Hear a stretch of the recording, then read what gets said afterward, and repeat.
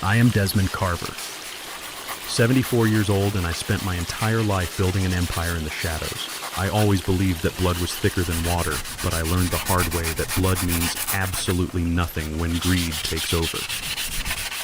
I was late for Thanksgiving dinner at my daughter's house. The freezing rain soaked my clothes as I stood on her porch, but when I looked through the glass door, I saw my son-in-law making a toast. He raised his crystal glass and said, "I hope the old man is gone for good. We are finally getting the house." My own daughter laughed along with their wealthy friends. I did not knock. I walked away. But when I got to my truck and checked my phone, I realized the betrayal was much worse. $80,000 had just been drained from my account. Before I continue this story, let me know where you are watching from in the comments below. Hit like and subscribe if you have ever had to stand up to family who underestimated your worth. The November rain in Chicago is unforgiving. It cuts right through your bones, but the cold outside was nothing compared to the ice that formed in my chest as I stood on the porch of that house. It was a massive $2 million home in a gated suburban neighborhood, a house with a manicured lawn, a heated driveway, and floor-to-ceiling windows that practically screamed money. Through those large glass windows, I could see the dining room perfectly illuminated by a crystal chandelier.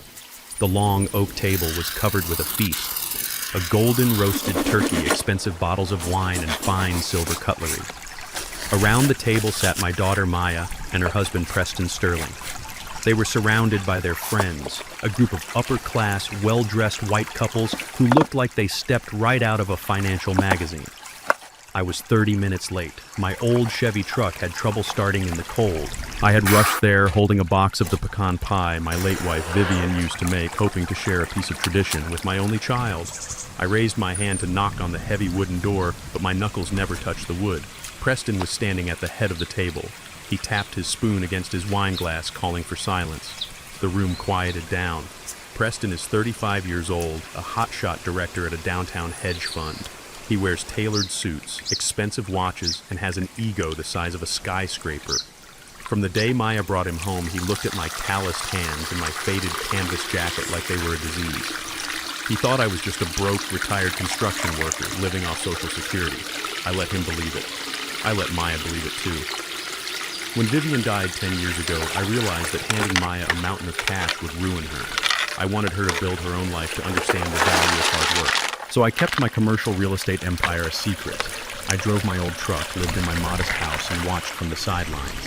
Through the glass, I watched Preston raise his glass of expensive red wine. He had a smug, arrogant grin on his face.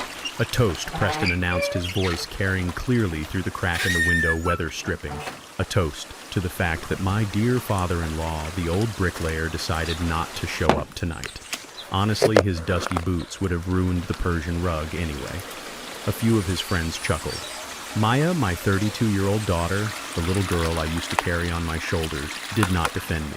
She simply swirled her wine and smiled. But Preston was not finished.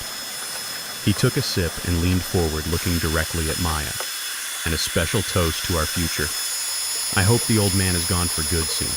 His mind is clearly slipping anyway. Once he is out of the picture, we are finally getting his property. We can bulldoze that old shack of his and flip the lot for a massive profit." Cheers to early inheritance. The entire table erupted in laughter. Maya laughed too. She leaned into Preston, kissing his cheek, her eyes shining with pure, unadulterated greed. I stood there in the freezing rain holding the box of pecan pie. The rain dripped down the brim of my hat and mixed with the sudden sharp sting of tears in my eyes. But I did not cry. Crying is a luxury for the weak. 40 years of pouring concrete, negotiating ruthless contracts, and surviving in a world that wanted to see a black man fail had made my skin thicker than armor. The pain of seeing my daughter laugh at my supposed death vanished in a fraction of a second. It was replaced by a cold, calculating clarity. I did not push the door open. I did not storm in and yell. Yelling is what powerless people do when they have no other options. True power does not make a sound until the trap is completely shut. I slowly lowered my hand from the door. I turned my back to the warm, brightly lit house and walked down the long paved driveway back to my car. My 1998 Chevy Silverado was parked on the street, blending into the shadows. I opened the door, climbed inside, and started the engine. The heater barely worked, blowing lukewarm air against my freezing hands. I sat in the darkness, the sound of the rain hitting the roof of the truck, the only noise in the silence. They thought I was losing my mind. They thought my house was just an old shack they could sell for a quick buck. They had no idea that the very house they were sitting in, the $2 million mansion they used to impress their snobby friends, was quietly paid for in cash by a shell company that I completely owned. They thought they were the masters of the universe, waiting for an old fool to die. I reached into the inner pocket of my wet jacket and pulled out my phone. It was an older model, nothing flashy, but the applications inside it connected me directly to my financial network. A nagging thought crawled into the back of my mind. Why was Preston so eager to get his hands on my old property? A hedge fund manager making mid-six figures should not care about a modest suburban lot, unless he was not making mid-six figures anymore, unless the perfect life they were parading in front of their friends was a complete lie. I opened my banking application. Years ago, when Maya was in college, I opened a joint emergency checking account with her. I put exactly $80,000 in it. I told her it was my entire life savings, meant only for a medical emergency or a life or death situation. I had not checked that specific account in months because I never used it. The screen loaded in the dark cabin of the truck. The white light illuminated my wrinkled face. I stared at the numbers on the screen. The available balance was 0. I blinked, thinking the cold was messing with my vision. I refreshed the application. The number did not change. $0. I tapped on the transaction history. My heart beat slowly, a steady, heavy rhythm. The money had not been slowly drained over time. It was not used to pay off a slow accumulation of debt. The entire $80,000 had been withdrawn in a single massive wire transfer. I looked at the timestamp on the transaction. It happened exactly 2 hours ago, right as they were preparing their luxurious Thanksgiving dinner, right before Preston raised his glass to wish for my death. My daughter and her husband had just stolen what they believed was my entire life savings on Thanksgiving night. A normal father would have called the police. A normal father would have knocked on the door, demanded answers, and begged for his money back. But I was not a normal father anymore. The father died the moment Maya laughed at that toast.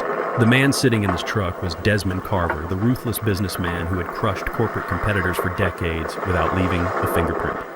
Why would a wealthy hedge fund manager and his socialite wife need $80,000 in liquid cash on a holiday evening? You do not use a wire transfer on Thanksgiving night to buy a car or pay a mortgage. You use it because you are in deep, immediate trouble. You use it because someone is holding a knife to your throat. I put the truck in gear. I looked at the bright, warm windows of my daughter's house one last time. They were eating turkey and drinking fine wine, celebrating my destruction. Smile while you can, Preston, I whispered into the empty cabin of my truck, because tomorrow morning I am going to tear your perfect world down to the studs, and I am not going to stop until you have absolutely nothing left. I drove away into the cold, dark rain, leaving their house behind. The war had officially begun. I am Desmond Carver, 74 years old, and I spent my entire life building an empire in the shadows. I always believed that blood was thicker than water, but I learned the hard way that blood means absolutely nothing when greed takes over. I was late for Thanksgiving dinner at my daughter's house. The freezing rain soaked my clothes as I stood on her porch. But when I looked through the glass door, I saw my son-in-law making a toast. He raised his crystal glass and said, "I hope the old man is gone for good. We are finally getting the house." My own daughter laughed along with their wealthy friends. I did not knock. I walked away. But when I got to my truck and checked my phone, I realized the betrayal was much worse. $80,000 had just been drained from my account. Before I continue this story, let me know where you are watching from in the comments below.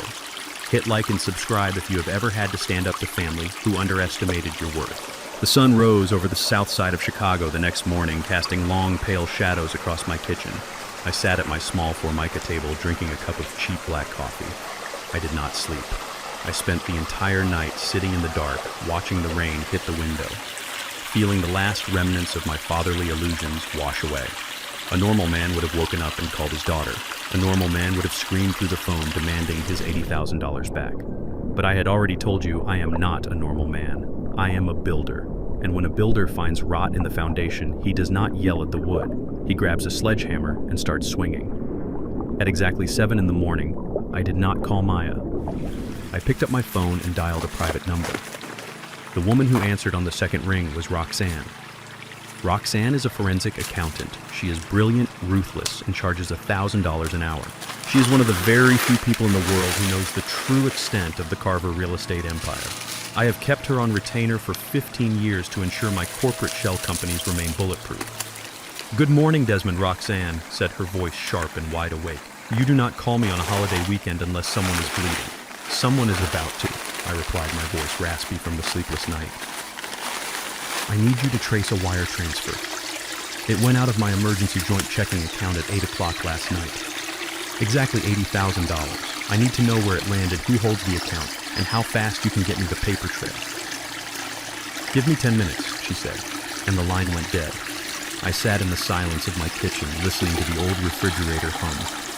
$80,000. For a man like Preston, who bragged about his massive bonuses and drove a brand new Porsche, $80,000 should have been pocket change. Why steal it from a retirement account? Why take such a stupid, obvious risk? My phone vibrated on the table. It had been exactly 12 minutes. "Roxanne is always fast. I have the trace, Desmond," she said, and her tone was unusually serious.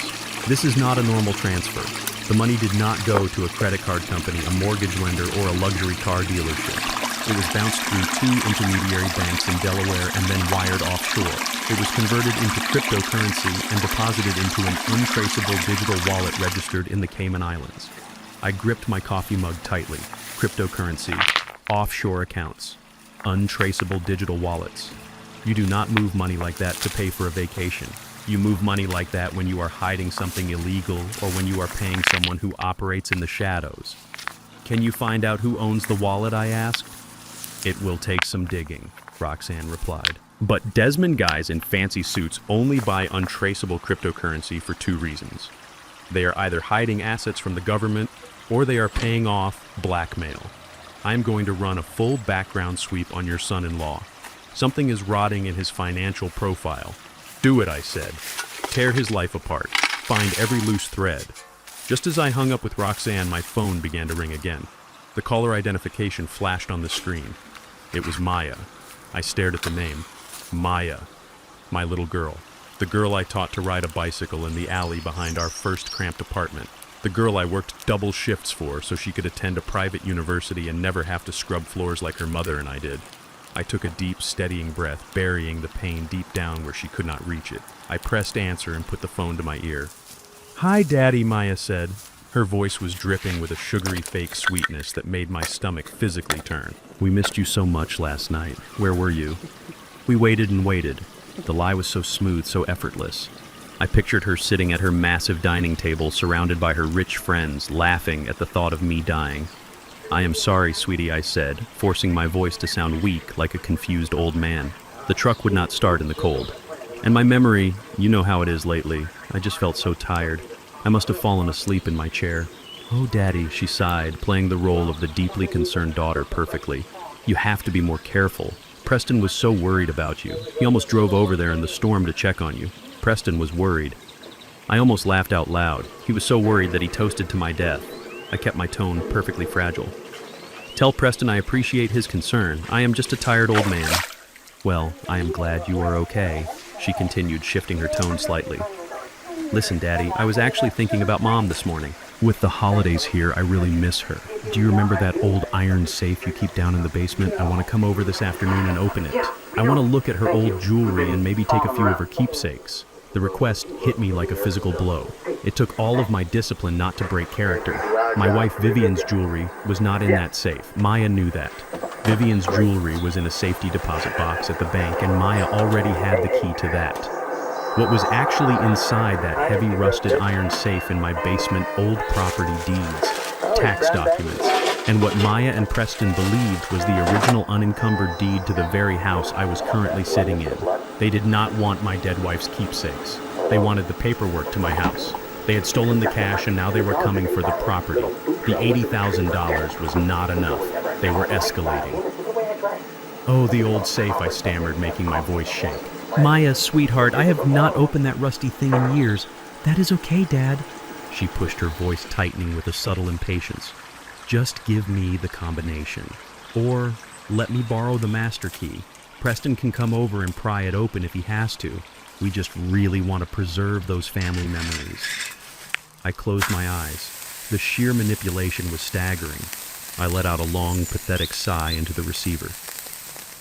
My memory is just failing me today, Maya. My head is so cloudy. I cannot remember the combination right now, and I have no idea where the key is. Give me a few days to look for it. My joints are hurting too much to go down into the basement today. There was a sharp silence on the line. I could hear her breathing. She was frustrated. She needed that safe open today. Dad, you really need to start writing these things down. She snapped the fake sweetness cracking for just a second before she caught herself. Okay, fine. Rest up. But Preston and I are going to come over soon to help you look for it. We cannot have you living in a mess. We love you. I love you too, I said, and hung up the phone. I dropped the device onto the table. They were coming for the house. Why the sudden rush? Why the panic on a holiday weekend?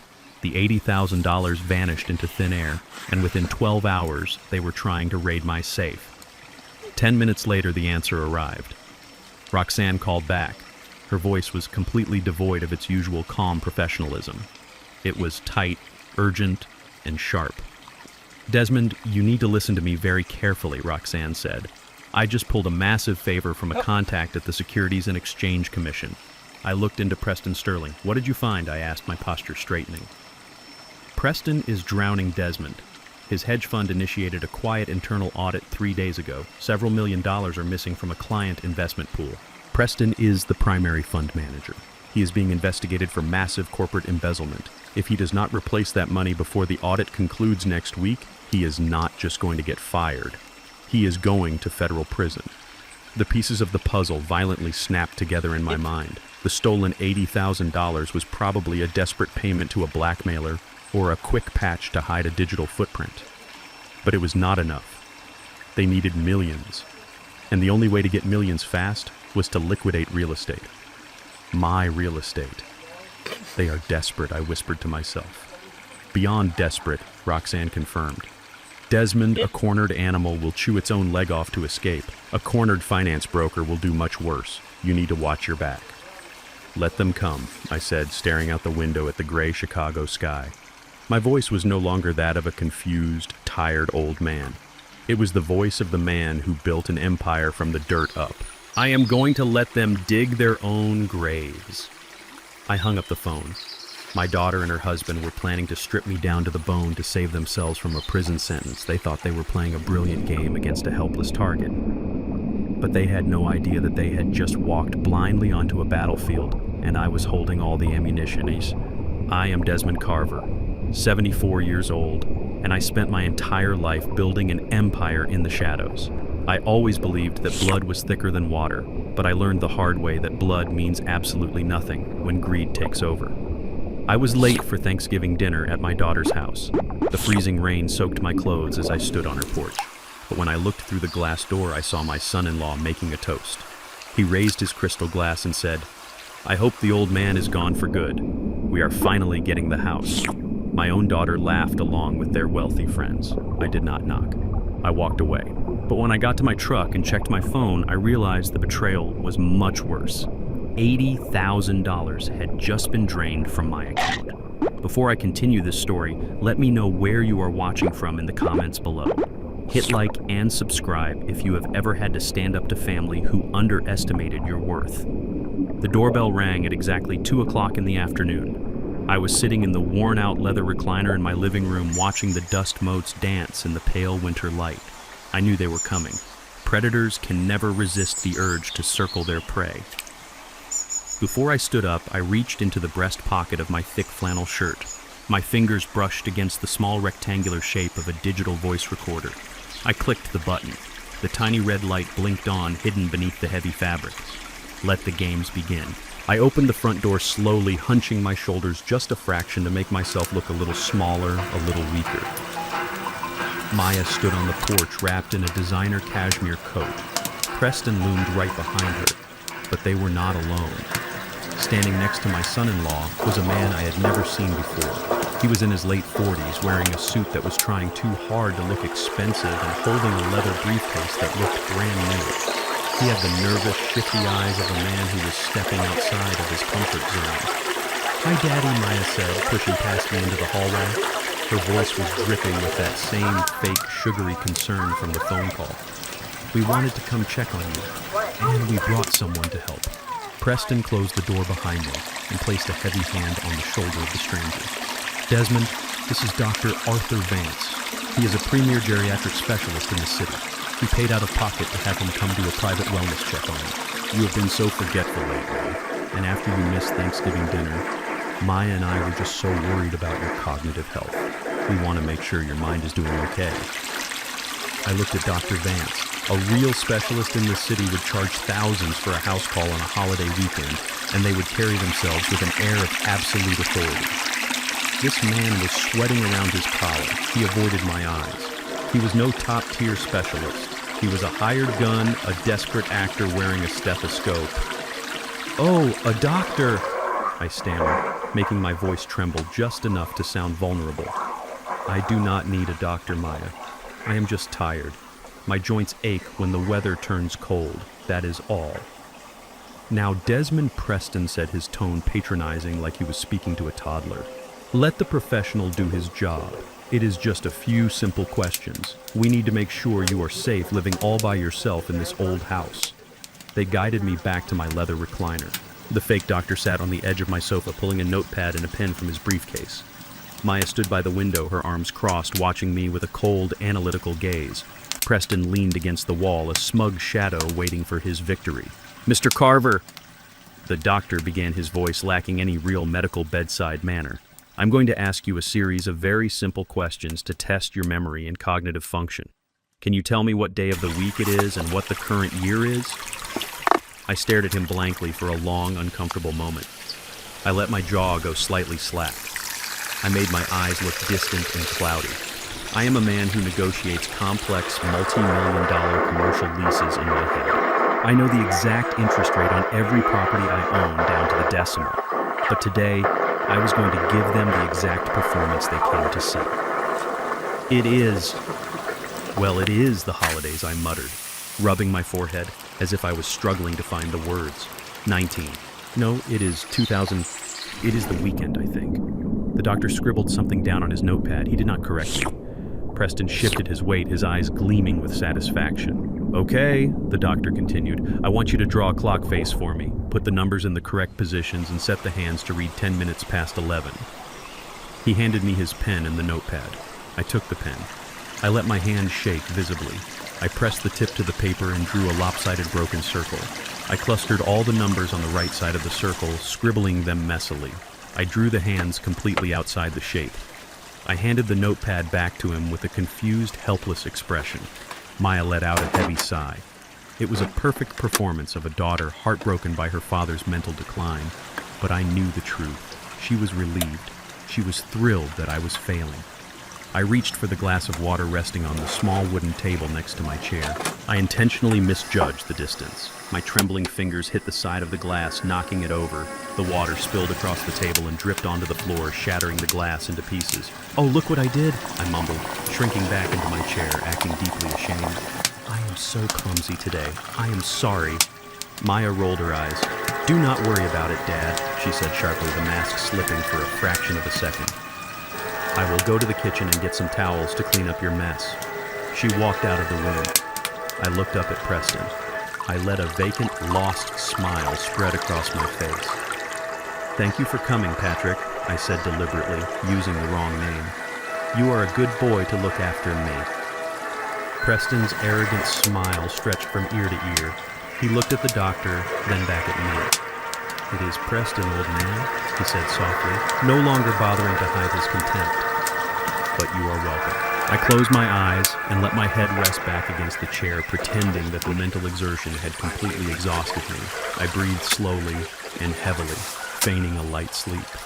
With Maya in the kitchen and me supposedly dozing off, Preston and the fake doctor stepped away from the chairs. They moved toward the hallway archway just a few feet from where I sat. They thought I was oblivious. They thought I was an empty shell of a human being. They forgot that sound travels, and they had no idea that the digital recorder in my pocket was capturing every single breath they took. "Are we done here?" Preston whispered harshly. "Did you get enough for the paperwork?" The fake doctor sounded nervous. He is definitely showing signs, but usually a legal diagnosis requires brain scans and a history of decline. This is very fast. I do not pay you to give me medical opinions. Preston hissed, his voice venomous and urgent. I pay you to write the prescription I need. Put it in the official file that he has stage 2 dementia and is no longer fit to manage his own affairs. Sign the evaluation and I will transfer the remaining $10,000 to your account tonight. Just get it done. Understood, the doctor whispered back. The paperwork will be ready by tomorrow morning. I kept my eyes shut, my breathing steady. $10,000.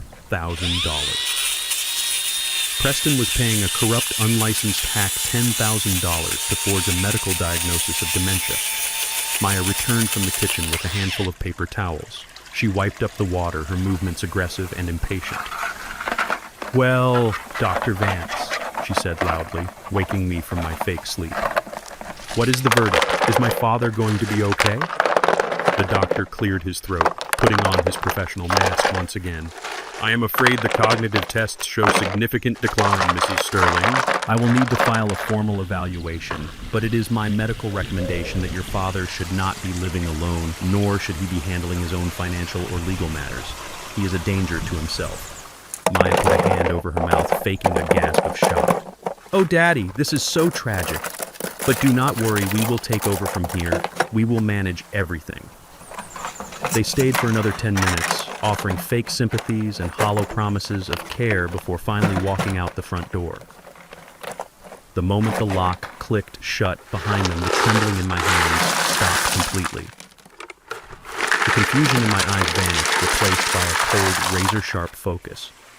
I stood up from the recliner. My back was perfectly straight. I reached into my pocket and pulled out the digital recorder. I pressed stop, then hit playback. The audio was crystal clear. Preston's voice echoed in the quiet living room. Put it in the official file that he has stage 2 dementia. I will transfer the remaining $10,000 to your account tonight. I stopped the recording and slipped the device back into my pocket. The puzzle was now complete. They did not just want to break into my safe to steal the deed to my house. They were playing a much bigger, much more sinister game. With a certified medical diagnosis of dementia, Preston and Maya were going to petition the court. They were going to file for a full conservatorship. They wanted to strip me of my legal capacity, taking away my right to sign documents, access my own bank accounts, or make decisions about my own life. Once the court granted them guardianship, they would not need to steal from my safe. They would legally own me. They could liquidate every asset I possessed, sell my house from under me, and lock me away in a cheap, forgotten nursing home while they used my lifetime of hard work to save Preston from federal prison. They thought they had just secured the ultimate victory. They thought they had trapped an old, defenseless man. But as I picked up the phone to call my lawyer, a grim smile crossed my face. They were about to learn that the old man they were trying to bury was the one who owned the graveyard. I am Desmond Carver, 74 years old, and I spent my entire life building an empire in the shadows. I always believed that blood was thicker than water, but I learned the hard way that blood means absolutely nothing when greed takes over. I was late for Thanksgiving dinner at my daughter's house. The freezing rain soaked my clothes as I stood on her porch. But when I looked through the glass door, I saw my son-in-law making a toast. He raised his crystal glass and said, "I hope the old man is gone for good. We are finally getting the house." My own daughter laughed along with their wealthy friends. I did not knock. I walked away. But when I got to my truck and checked my phone, I realized the betrayal was much worse. $80,000 had just been drained from my account. Before I continue this story, let me know where you are watching from in the comments below. Hit like and subscribe if you have ever had to stand up to family who underestimated your worth. As soon as Preston and Maya's luxury sport utility vehicle disappeared down my street, I locked the front door.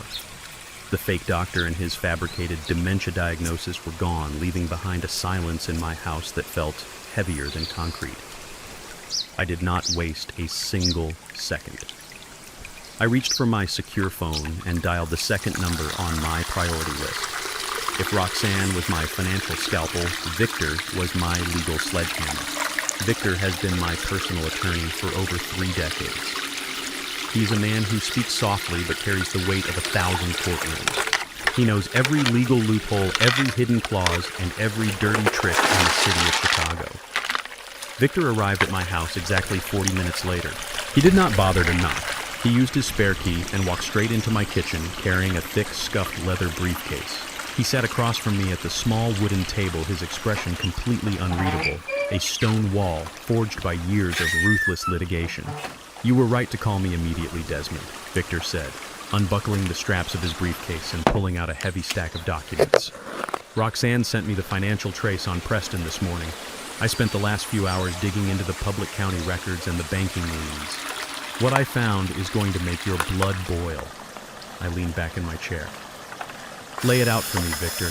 I have spent the last 24 hours watching my family plot my demise. I do not think anything can surprise me anymore. I was wrong." Victor placed a glossy folder on the table. 5 years ago, when Maya married Preston, I gave her a wedding gift that most parents can only dream of providing.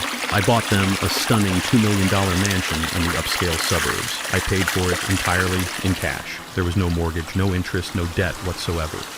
I wanted my daughter to start her married life with absolute financial security. I wanted her to have a solid roof over her head that no bank could ever take away.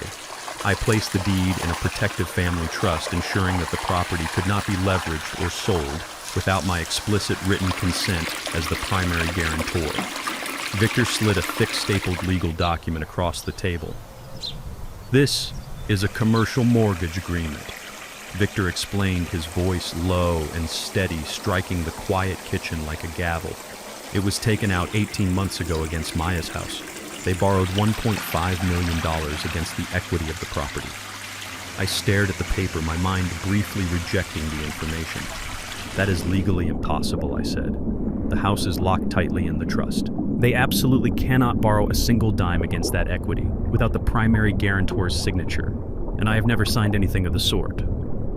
Victor did not say a word. He just reached across the table and tapped his index finger on the last page of the document.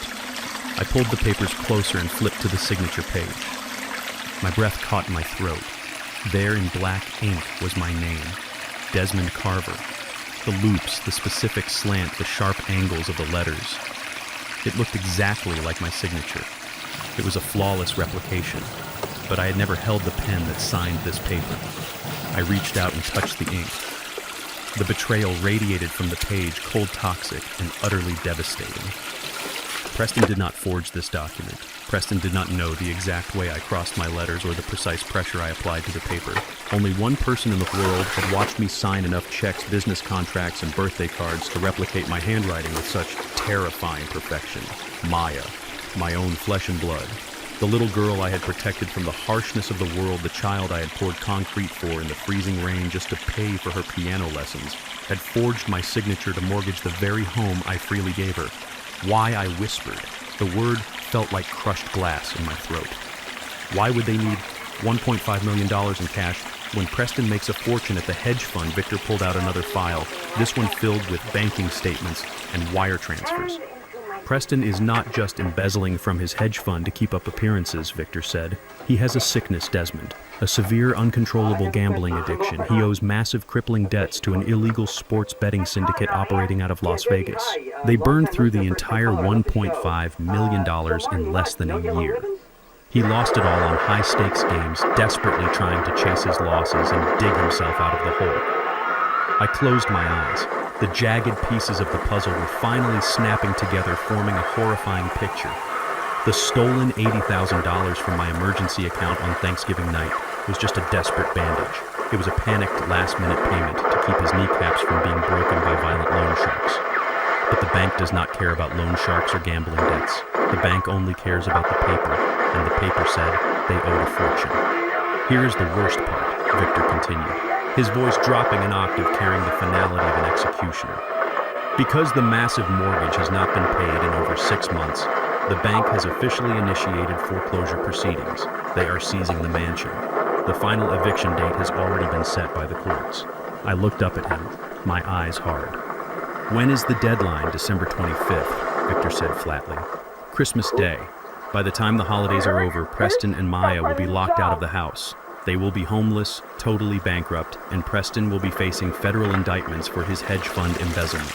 The cold reality settled over me like a heavy winter coat. December 25th. That was the ticking clock hanging over their heads. That was why they were moving so recklessly fast. That was why they brought that fake sweating doctor to my house today. If the bank took their mansion on Christmas, their perfect wealthy facade would be utterly destroyed. Preston would go to federal prison and Maya would be left with absolutely nothing. They needed millions in cash immediately to pay off the defaulted mortgage and silence the furious hedge fund auditors. And the only place left on earth to get that kind of cash was my estate. By getting a judge to declare me mentally incompetent with a forged dementia diagnosis, Preston could petition the court to become my legal conservator. As my conservator, he could legally bypass the family trust. He could liquidate my commercial properties, drain my retirement accounts, and sell my own modest house right out from under my feet. They were not just going to throw me in a bleak, forgotten nursing home to rot. They were going to strip me of everything I had built over 40 years of blood and sweat just to pay for Preston's gambling debts. I looked at the forged signature on the mortgage document one more time. The last shred of fatherly mercy I had left in my heart withered and turned to ash. I was no longer a grieving father. I was a businessman whose territory had been invaded. They wanted to play a game of ruthless survival. They wanted to see what happened when you force a man into a corner and try to steal his life's work. But they forgot one crucial, fatal detail. I was not the cornered animal in this scenario. They were. I took a deep breath, the cold air filling my lungs with absolute clarity. Victor, I said, my voice perfectly steady, completely devoid of any emotion. I want to buy their debt. Victor raised an eyebrow, a rare sign of surprise from the veteran lawyer. You want to pay off their mortgage to save them? No, I replied, looking him dead in the eye. My gaze as cold as a Chicago winter. I want to buy the debt directly from the bank through one of our anonymous commercial shell companies. I want to own the paper. I want to be the landlord. I want to be the one holding the hammer when the clock strikes midnight on Christmas. Victor's lips curled into a slow, dangerous smile. He closed his briefcase with a sharp, satisfying snap. Consider it done, Desmond. I did not go to the police. Calling the authorities would be too easy, too swift. When a man tries to bury you alive, you do not simply hand him over to the law so he can hire a slick defense attorney and drag the process out for years in a clean, air-conditioned courtroom. You do not let the system handle your revenge. You take away the very ground he stands on. You let him feel the walls closing in. Over the next 48 hours, my lawyer Victor went to work. I authorized him to use the full, terrifying weight of the Carver real estate empire. I did not just want to stop Preston and Maya, I wanted to own their destruction. Victor reached out to the bank that held the forged $1.5 million commercial mortgage on Maya's house. Banks are simple creatures. They do not care about family drama or forged signatures as long as the balance sheet is clean. Through a layered, untraceable shell company named Apex Horizon Investments, I bought the debt directly from the bank. I paid them the full $1.5 million in cash plus the late penalties and transferred the lien to my own corporate entity. But I did not stop there. Preston's gambling debts were the real poison driving him. He owed over $200,000 to a violent sports betting syndicate operating out of Las Vegas. These were not men who sent politely worded letters. These were men who sent people to break your legs in a dark parking lot. Victor used a third-party intermediary to contact the syndicate. We offered to buy Preston's markers for pennies on the dollar, paying them in clean, untraceable cash. For the mob, it was an easy choice. They took the money and washed their hands of him. Within 2 days, without Preston even realizing it, his entire financial existence changed hands. I did not forgive his debt. I absorbed it. I became his bank. I became his loan shark. I owned the roof over his head, and I owned the very air he breathed. Every desperate criminal move Preston was making to save himself was now happening inside a cage that I had personally built. He thought he was playing chess against a senile old man, but he was actually just a rat running on a wheel I controlled. On Thursday morning, the doorbell rang. It was raining again, a cold, relentless drizzle that matched the ice in my veins. I was sitting at my kitchen table, sipping a fresh cup of hot black coffee. I did not need to look out the window to know who it was. The heavy, impatient pounding on the wooden door told me everything I needed to know. It was the sound of a drowning man. I stood up slowly, keeping my posture slightly hunched, maintaining the illusion of the fragile father. I unlocked the door and pulled it open. Preston stood on my porch, and he looked absolutely awful. The confident, arrogant hedge fund manager who had toasted to my death just days ago was gone. His usually perfect blonde hair was uncombed and plastered to his forehead by the rain. The bags under his eyes were dark purple and heavy. The expensive tailored suit he wore hung a little looser on his frame, wrinkled and damp. The sheer panic of the looming corporate audit, the missing millions, and his massive debts was eating him alive from the inside out. He smelled of stale, expensive scotch and raw, unadulterated fear. He did not wait for an invitation. He pushed past me, stepping his wet, expensive leather shoes all over my clean hardwood floor. He did not bring Maya this time. He did not bring his fake doctor. He brought a sleek leather portfolio, clutching it to his chest like a life preserver.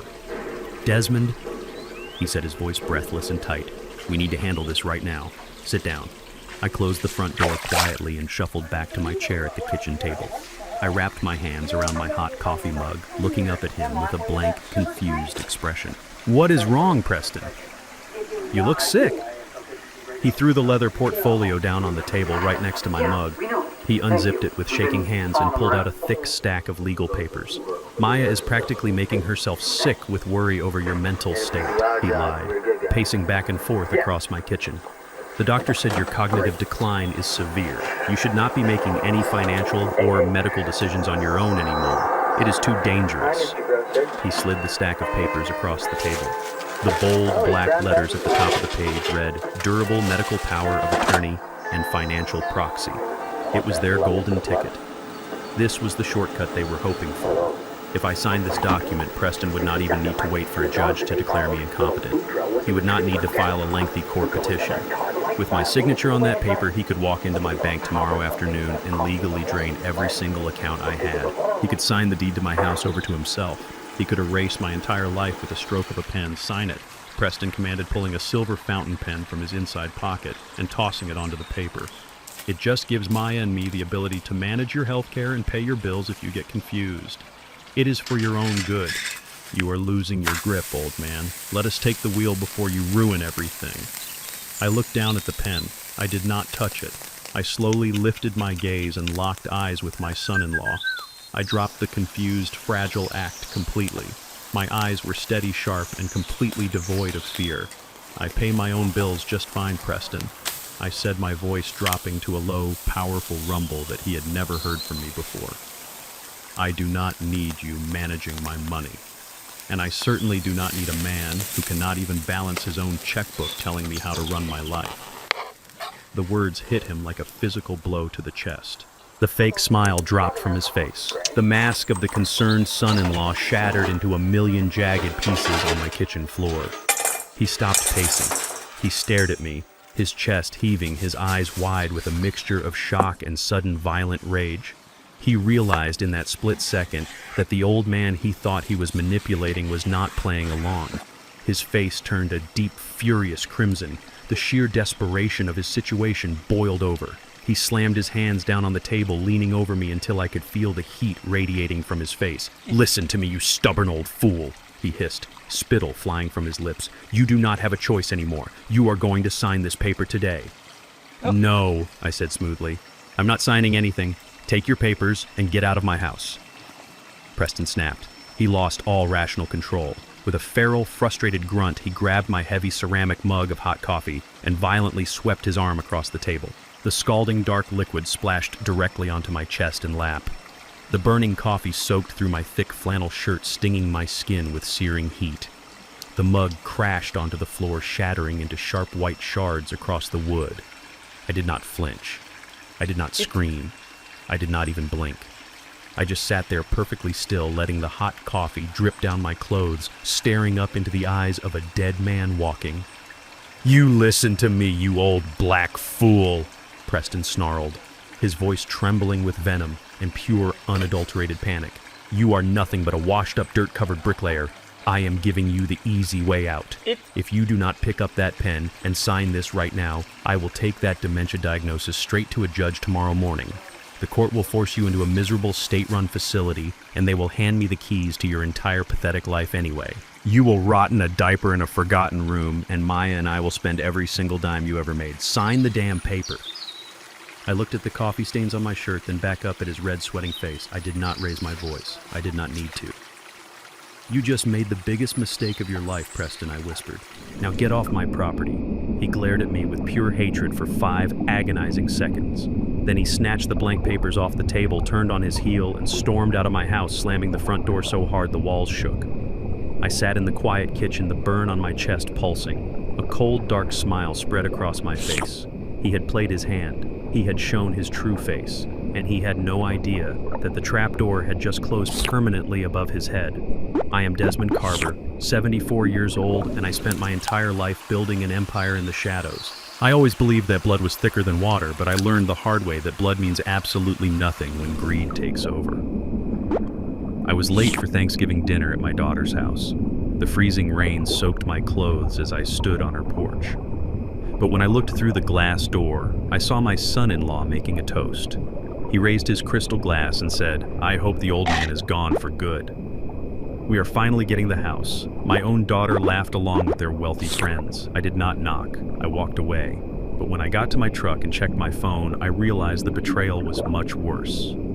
$80,000 had just been drained from my account. Before I continue this story, let me know where you are watching from in the comments below. Hit like and subscribe if you have ever had to stand up to family who underestimated your worth. Preston moved exactly as I knew he would. Desperation makes a man predictable. He did not waste time licking his wounds after I threw him out of my house. Less than 24 hours later, a process server knocked on my door and handed me a thick manila envelope. It was an emergency summons to a closed probate court hearing.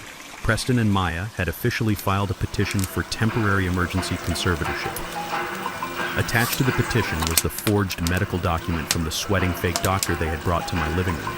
It detailed a rapid, aggressive onset of stage 2 dementia. It painted a tragic picture of a once strong man who could no longer recognize his own family, a man who was a danger to himself and his finances. It was a masterpiece of legal fiction. I sat in my kitchen reading the lies my own daughter had signed her name to under penalty of perjury. She was willing to legally erase my existence to save a man who was drowning in gambling debts. I did not feel angry anymore. Anger is a hot emotion and it burns out quickly. What I felt was absolute freezing cold. The hearing was scheduled for Monday morning in a private courtroom downtown. I wore my best tailored suit, the one I usually reserved for closing 9-figure commercial deals, but I purposely paired it with scuffed dress shoes and a slightly mismatched tie. I needed the judge to see exactly what Preston wanted him to see. A tired, declining old man. Victor met me in the hallway outside the courtroom. He carried his battered leather briefcase and wore a perfectly neutral expression. He handed me a single piece of paper to review. It was the financial trap we had spent the weekend building. I read it, nodded, and handed it back. We walked through the heavy wooden doors. Preston and Maya were already sitting at the petitioner table with a highly paid, aggressive-looking probate attorney. Maya wore a conservative, modest dress, clutching a tissue in her hand. She looked like the perfect, heartbroken daughter. Preston wore a sharp navy suit, sitting tall, trying to project the image of a responsible, capable son-in-law stepping up to carry the burden of the family. When I walked in, Preston locked eyes with me. A smug, victorious smirk flashed across his face for a fraction of a second before he replaced it with a look of deep, fake concern. He thought he had me cornered. He thought the legal system was a weapon only he knew how to use. The judge, an older, stern-looking man, reviewed the file in front of him. He looked down at the medical evaluation signed by the fake doctor. He sighed heavily, looking at me with eyes full of pity. It is a look I have seen powerful men give working-class men my entire life. A look that says they have already decided your worth before you even open your mouth. Mr. Carver, the judge began, his voice surprisingly gentle. Your family has presented a compelling and deeply concerning medical evaluation regarding your cognitive health. They are requesting temporary emergency control over your financial assets to ensure your bills are paid and your estate is not mismanaged during your decline. Does your legal counsel intend to contest this medical evaluation? Preston leaned forward, his eyes hungry. His lawyer sat ready, anticipating a long, brutal legal fight over the validity of the medical records. Victor stood up slowly, buttoning his suit jacket. He did not raise his voice. He spoke with the calm, measured tone of a man dropping a match into a pool of gasoline. Your Honor, Victor said, We do not contest the petition. In fact, Mr. Carver recognizes that managing his vast daily expenses has become overwhelmingly burdensome.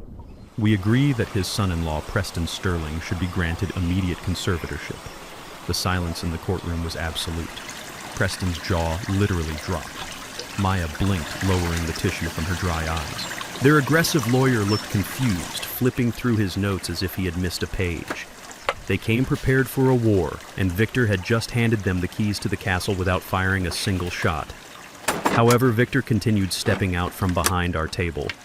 Because Mr. Carver's estate is highly complex, involving numerous commercial holdings that require specialized management, we propose a bifurcated conservatorship. We concede full legal control and guardianship over Mr. Carver's primary domestic checking account, which handles his personal liquid assets. This will allow Mr. Sterling to manage daily expenses, pay medical bills, and secure my client's immediate care, which is their stated primary concern. The judge nodded thoughtfully. That seems like a very reasonable and cooperative compromise. Mr. Sterling, are you amenable to this limited scope for the emergency period? Preston could barely contain his excitement. He thought he had just won the lottery.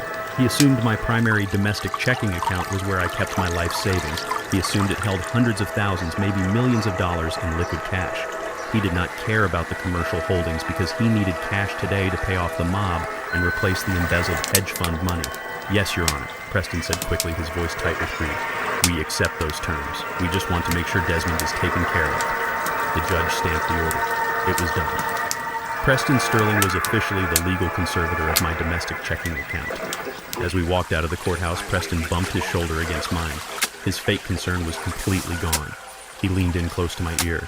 I told you, old man, Preston whispered. I always win. You should have just signed the papers in your kitchen. Now I own you. I looked at him, my expression perfectly blank. Enjoy the account, Preston, I said quietly. That night, Preston and Maya threw a lavish celebration party at their mansion, the same mansion that I now secretly owned the foreclosed debt on. My private investigator sent me photos from outside their gates. Caterers carried trays of expensive food. Luxury cars lined the heated driveway. Champagne flowed freely. Preston was likely telling his wealthy friends that he had just secured a massive inheritance, that he had brilliantly outmaneuvered his senile father-in-law, and that his financial troubles were permanently over. He was celebrating his own execution. I sat in Victor's high-rise office overlooking the glittering skyline of downtown Chicago. Victor poured 2 glasses of expensive, aged bourbon. He handed one to me and raised his glass in the air. To Preston Sterling. Victor said, a dark chuckle rumbling in his chest. A man who refuses to read the fine print. I took a sip of the bourbon. The burn felt good in the back of my throat. How long until the trap springs, Victor? Victor set his glass down on his mahogany desk and opened the file he had brought to court. When Preston took legal control of that specific domestic checking account, he assumed full fiduciary responsibility for it, Victor explained. He thinks he just gained access to your life savings. What he does not know is that you emptied that account yesterday. There's exactly $5,000 in it. I smiled, letting the warmth of the bourbon settle in my stomach, and the rest of it. Victor grinned, tapping the file. The rest of it is the masterpiece. That specific domestic account is legally tied as the primary guarantor to a defunct commercial shell company we set up 5 years ago. Yesterday, I filed amended tax returns for that shell company claiming massive deliberate deductions that automatically trigger a federal audit. That shell company now owes the Internal Revenue Service $4.2 million in back taxes and fraud penalties. By aggressively fighting to become the legal conservator of that exact account, Preston did not just win access to $5,000. He legally bound himself to the entity. He eagerly volunteered to assume personal liability for a $4 million federal tax fraud debt. Preston thought he had defeated me. He was drinking champagne in a house he was about to lose, celebrating his control over an account that was about to destroy him. He wanted my money to save him from the mob and his corporate auditors. Instead, he just handed his own head on a silver platter to the United States federal government. The Internal Revenue Service does not negotiate, they do not accept excuses, and they definitely do not care if you were trying to scam your father-in-law. The trap was set, the bait was taken, and the jaws had snapped completely shut. Now it was time to watch him bleed. I am Desmond Carver, 74 years old, and I spent my entire life building an empire in the shadows. I always believed that blood was thicker than water, but I learned the hard way that blood means absolutely nothing when greed takes over. I was late for Thanksgiving dinner at my daughter's house. The freezing rain soaked my clothes as I stood on her porch, but when I looked through the glass door, I saw my son-in-law making a toast. He raised his crystal glass and said, "I hope the old man is gone for good. We are finally getting the house." My own daughter laughed along with their wealthy friends. I did not knock. I walked away. But when I got to my truck and checked my phone, I realized the betrayal was much worse. $80,000 had just been drained from my account. Before I continue this story, let me know where you are watching from in the comments below. Hit like and subscribe if you have ever had to stand up to family who underestimated your worth. The silence in my house felt different after Victor left. It was no longer the heavy, suffocating silence of an old man waiting to die. It was the sharp, charged silence of a loaded weapon. I walked into my living room and picked up a framed photograph from the mantel. It was a picture taken 22 years ago. I was standing on a dusty construction site on the south side of Chicago wearing a hard hat and holding a 10-year-old Maya in my arms. I looked at her bright, innocent smile in the photograph. I remembered that day perfectly. It was a sweltering July afternoon. I had made her sweep the entire ground floor of a commercial building before I handed her a crisp $10 bill. She had complained about the dust and the heat. I kneeled down, looked her in the eyes, and told her that $1 earned with your own sweat is $1 you will always respect. I told her that $1 stolen or given without effort is a curse that will eventually consume your soul. She hugged me that day and promised she would always work hard. I set the silver frame face down on the mantel. The little girl who swept that dusty floor was dead. The woman who took her place was a parasite who forged her father's name to save a husband who looked at her family like a bank account. I felt a brief hollow ache in my chest, a final mourning for the daughter I had lost. Then I buried it. My secure phone buzzed on the coffee table. It was Roxanne. I answered the call.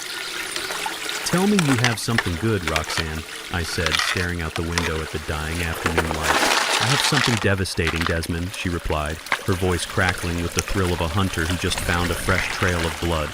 I did not stop with the offshore trace and the hedge fund audit. I decided to clone Preston's personal phone and crack his private email server.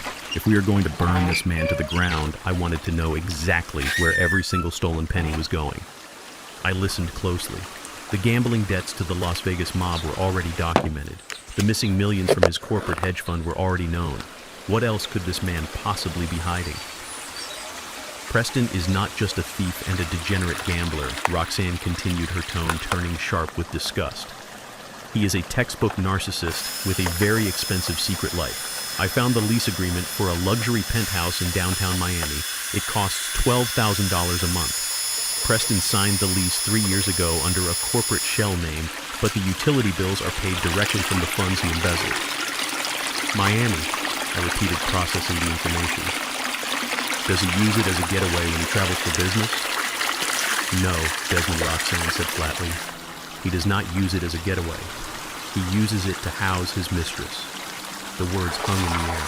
I pulled up the security camera feeds from the building lobby, Roxanne explained. Her name is Chloe. She is 22 years old, a white blonde aspiring model who is exactly 10 years younger than your daughter. Preston has been funding her entire lifestyle. Designer handbags, first-class flights, expensive jewelry. He is draining the money he stole from Maya's forged mortgage and your emergency account to keep this girl living like royalty while his actual wife is weeks away from being thrown out on the street. A dark, bitter laugh escaped my lips. It was almost poetic. Maya had sold her soul, betrayed her own father, and risked federal prison to save a man who was using her stolen money to finance a secret life with a woman 10 years her junior. Maya thought she was the clever mastermind plotting my demise in the shadows. She had no idea she was nothing but a useful idiot to her own husband. Send me everything I commanded. The lease agreement, the bank transfers, and the highest resolution photographs you have from those security cameras. I want undeniable proof. I will have the encrypted file in your inbox in 60 seconds, Roxanne said. Desmond, what are you going to do with this? If you give this to the divorce lawyers, Maya could use it to claim she is a victim of his financial abuse. I walked over to my desk and opened my laptop. Maya is not a victim, Roxanne. She forged my signature on $1 million document. She brought a fake doctor into my home to declare me insane. She is a co-conspirator, but right now they are united. They are fighting together against the walls closing in on them. If I want to completely destroy them, I need to break their alliance. I need them to turn on each other like starving wolves in a cage. I opened the encrypted email Roxanne sent. The attachments were crystal clear. High-definition photos of Preston walking into the Miami luxury building, his arm wrapped tightly around the waist of a tall, beautiful blonde woman. Photos of them kissing by a private pool. Digital receipts for $50,000 diamond necklaces and weekly wire transfers for her personal allowance. I sat back and looked at the screen. This was the ultimate trump card. I could take this to the police, I could take this to the bank, but that would not inflict the maximum amount of psychological damage.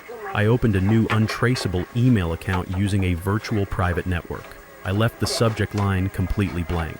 I attached the lease agreement, the jewelry receipts, and 5 of the most damning photographs of Preston and Chloe. I typed in Maya's personal email address, the one she checked constantly on her phone. I did not write a long, gloating message. I did not reveal my identity. I simply typed one single sentence in the body of the email. This is what your father's money is paying for. I hovered my finger over the mouse pad. In a few hours, Preston would be walking through the front door of their soon-to-be foreclosed mansion. He would likely pour himself a glass of expensive scotch, still celebrating his supposed legal victory over my bank account. He would look at Maya and tell her that everything was going to be fine. I pressed send. The email vanished into the digital ether, flying silently through the city, heading straight for my daughter's phone. I closed the laptop and leaned back in my chair. The trap was set. The financial snare was already tightening around Preston's neck, and now the emotional explosive had just been dropped right into the center of their marriage. I did not know if Maya would confront him immediately, or if she would try to use it to her own advantage. But I knew one thing for absolute certain. There is no wrath on this earth quite like a greedy, arrogant woman who realizes she has been played for a fool. I stood up and walked into the kitchen to pour myself another cup of coffee. It was going to be a very long, very entertaining night. I did not have to wait long to see the results of my digital explosive. Roxanne is a woman of many terrifying talents, and hacking into a residential smart home system is child's play for someone with her security clearances. While Preston and Maya believed they lived in a private, secure fortress, Roxanne had seamlessly tapped into their high-end security cameras and the voice-activated assistant speakers placed in every room of their mansion. I sat in the dark of my kitchen, a single wireless earbud resting in my right ear. The audio feed was crystal clear. I could hear the faint hum of their central heating system. I could hear the clinking of ice in a glass. And then I heard the heavy oak front door swing open. Preston was home. "Maya, I am back," Preston called out. His voice was lighter, artificially elevated. He was probably riding the high of his supposed legal victory in the courtroom earlier that morning. "I picked up some sushi from that place you liked. Where are you?" There was no verbal response. Just the sound of slow, heavy footsteps clicking against the marble floor of their grand foyer. I listened closely, staring at the blank wall of my kitchen. "What is wrong with you?"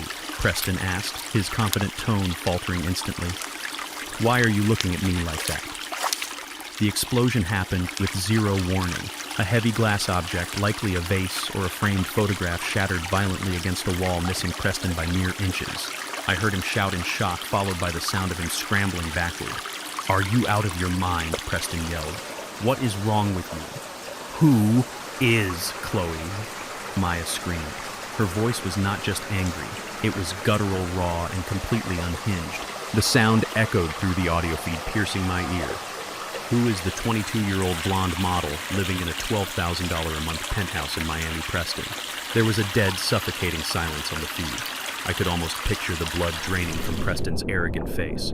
The sushi container probably hit the floor. He was caught. "Maya, listen to me." Preston started, his voice instantly dropping into a panicked, placating stammer. "I do not know what you are talking about. Someone is trying to mess with us. Someone sent you a fake email. It is a scam. Do not you dare lie to me. she shrieked, her voice cracking with absolute hysteria. "I saw the lease agreement. I saw the wire transfers. I saw the security footage of you kissing her by the pool. You told me you were in Florida securing a commercial real estate backer. You were funding a mistress with my father's money. You stole from my family to buy diamonds for a child." The desperation in Preston's voice vanished.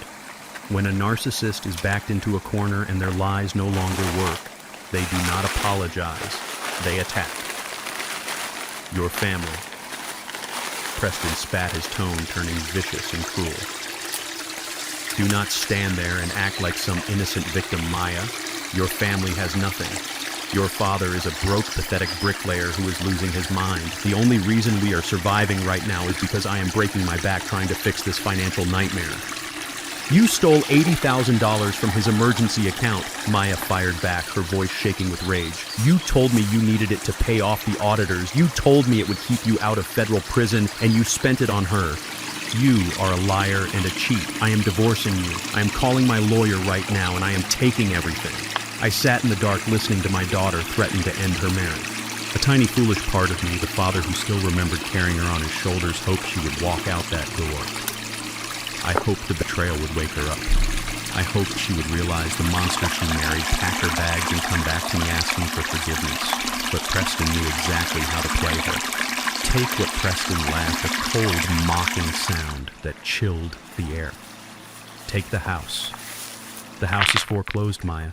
The bank is seizing it on Christmas Day. Take my accounts. My accounts are frozen by the hedge fund auditors. You want to divorce me? Go ahead. But let me remind you of one very important detail, sweetheart. The audio feed picked up the sound of Preston taking slow, deliberate steps toward her. You forged your father's signature on the commercial mortgage, Preston whispered, his voice dripping with venomous leverage. You took the pen, you practiced his handwriting, and you signed the document that defrauded the bank out of $1.5 million. If I go down for embezzlement, you go down for federal bank fraud and identity theft. You will not be a wealthy divorcee. You will be an inmate in a federal penitentiary. I closed my eyes. The silence that followed his threat was heavier than lead. Maya was trapped and she knew it. Preston had systematically dismantled her moral high ground in less than 60 seconds. We are bankrupt, Maya, Preston continued, his tone softening, shifting from a threat to a toxic, manipulative plea. We have absolutely nothing left. The mob wants my head. The federal government wants my freedom. We are standing on the edge of a cliff, but we still have one parachute. Your father. Do not talk about my father, Maya whispered, but the fight had already left her voice.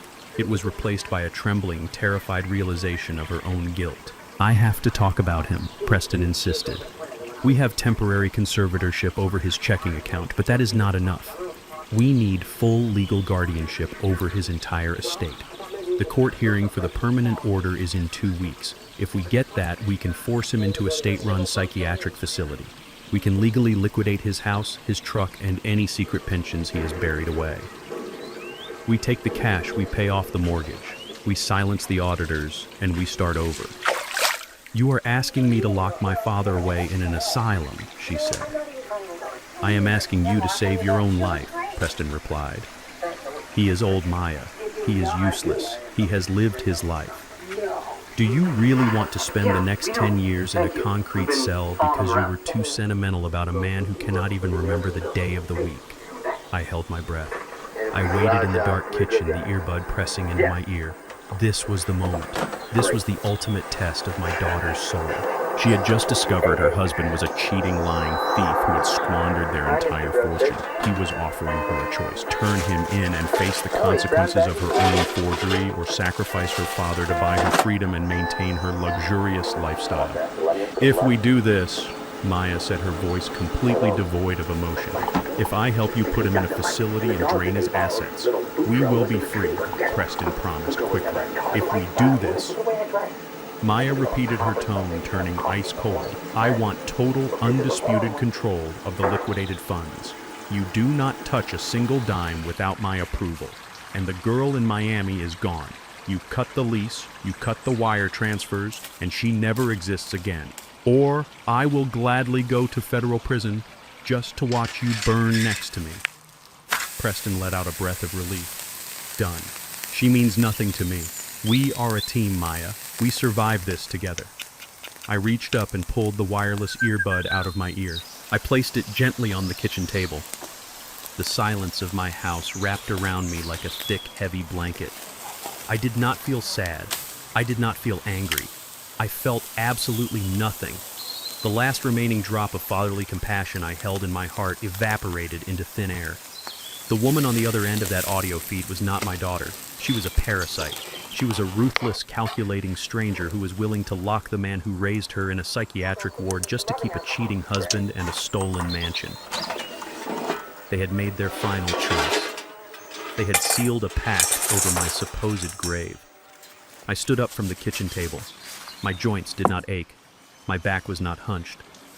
I walked over to the large bay window and looked out at the streetlights reflecting off the wet pavement. They wanted to play a game of survival. They wanted to strip me down to the bone and throw me to the wolves. But they were fighting a man they did not understand. They were fighting a ghost who held the deeds to their entire existence. I pulled my secure phone from my pocket and dialed Victor's number. It was late, but I knew he would answer. "Victor," I said, my voice echoing in the empty house. "I am here," Desmond, Victor replied. "The grace period is over," I commanded. "I want the hammer to fall, accelerate the eviction process on the mansion. I do not want to wait until Christmas. I want them thrown out in the cold. And contact Roxanne. Tell her to prepare the corporate traps. Consider them destroyed," Victor said and hung up the phone. I looked at my reflection in the dark glass of the window. The old, fragile father they thought they were manipulating was dead. Desmond Carver, the ruthless architect of a commercial empire, was fully awake. I was going to crush them until there was nothing left but dust. I am Desmond Carver, 74 years old, and I spent my entire life building an empire in the shadows. I always believed that blood was thicker than water, but I learned the hard way that blood means absolutely nothing when greed takes over. I was late for Thanksgiving dinner at my daughter's house. The freezing rain soaked my clothes as I stood on her porch. But when I looked through the glass door, I saw my son-in-law making a toast. He raised his crystal glass and said, "I hope the old man is gone for good." We are finally getting the house. My own daughter laughed along with their wealthy friends. I did not knock. I walked away.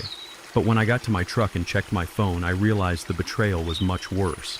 $80,000 had just been drained from my account. Before I continue this story, let me know where you are watching from in the comments below.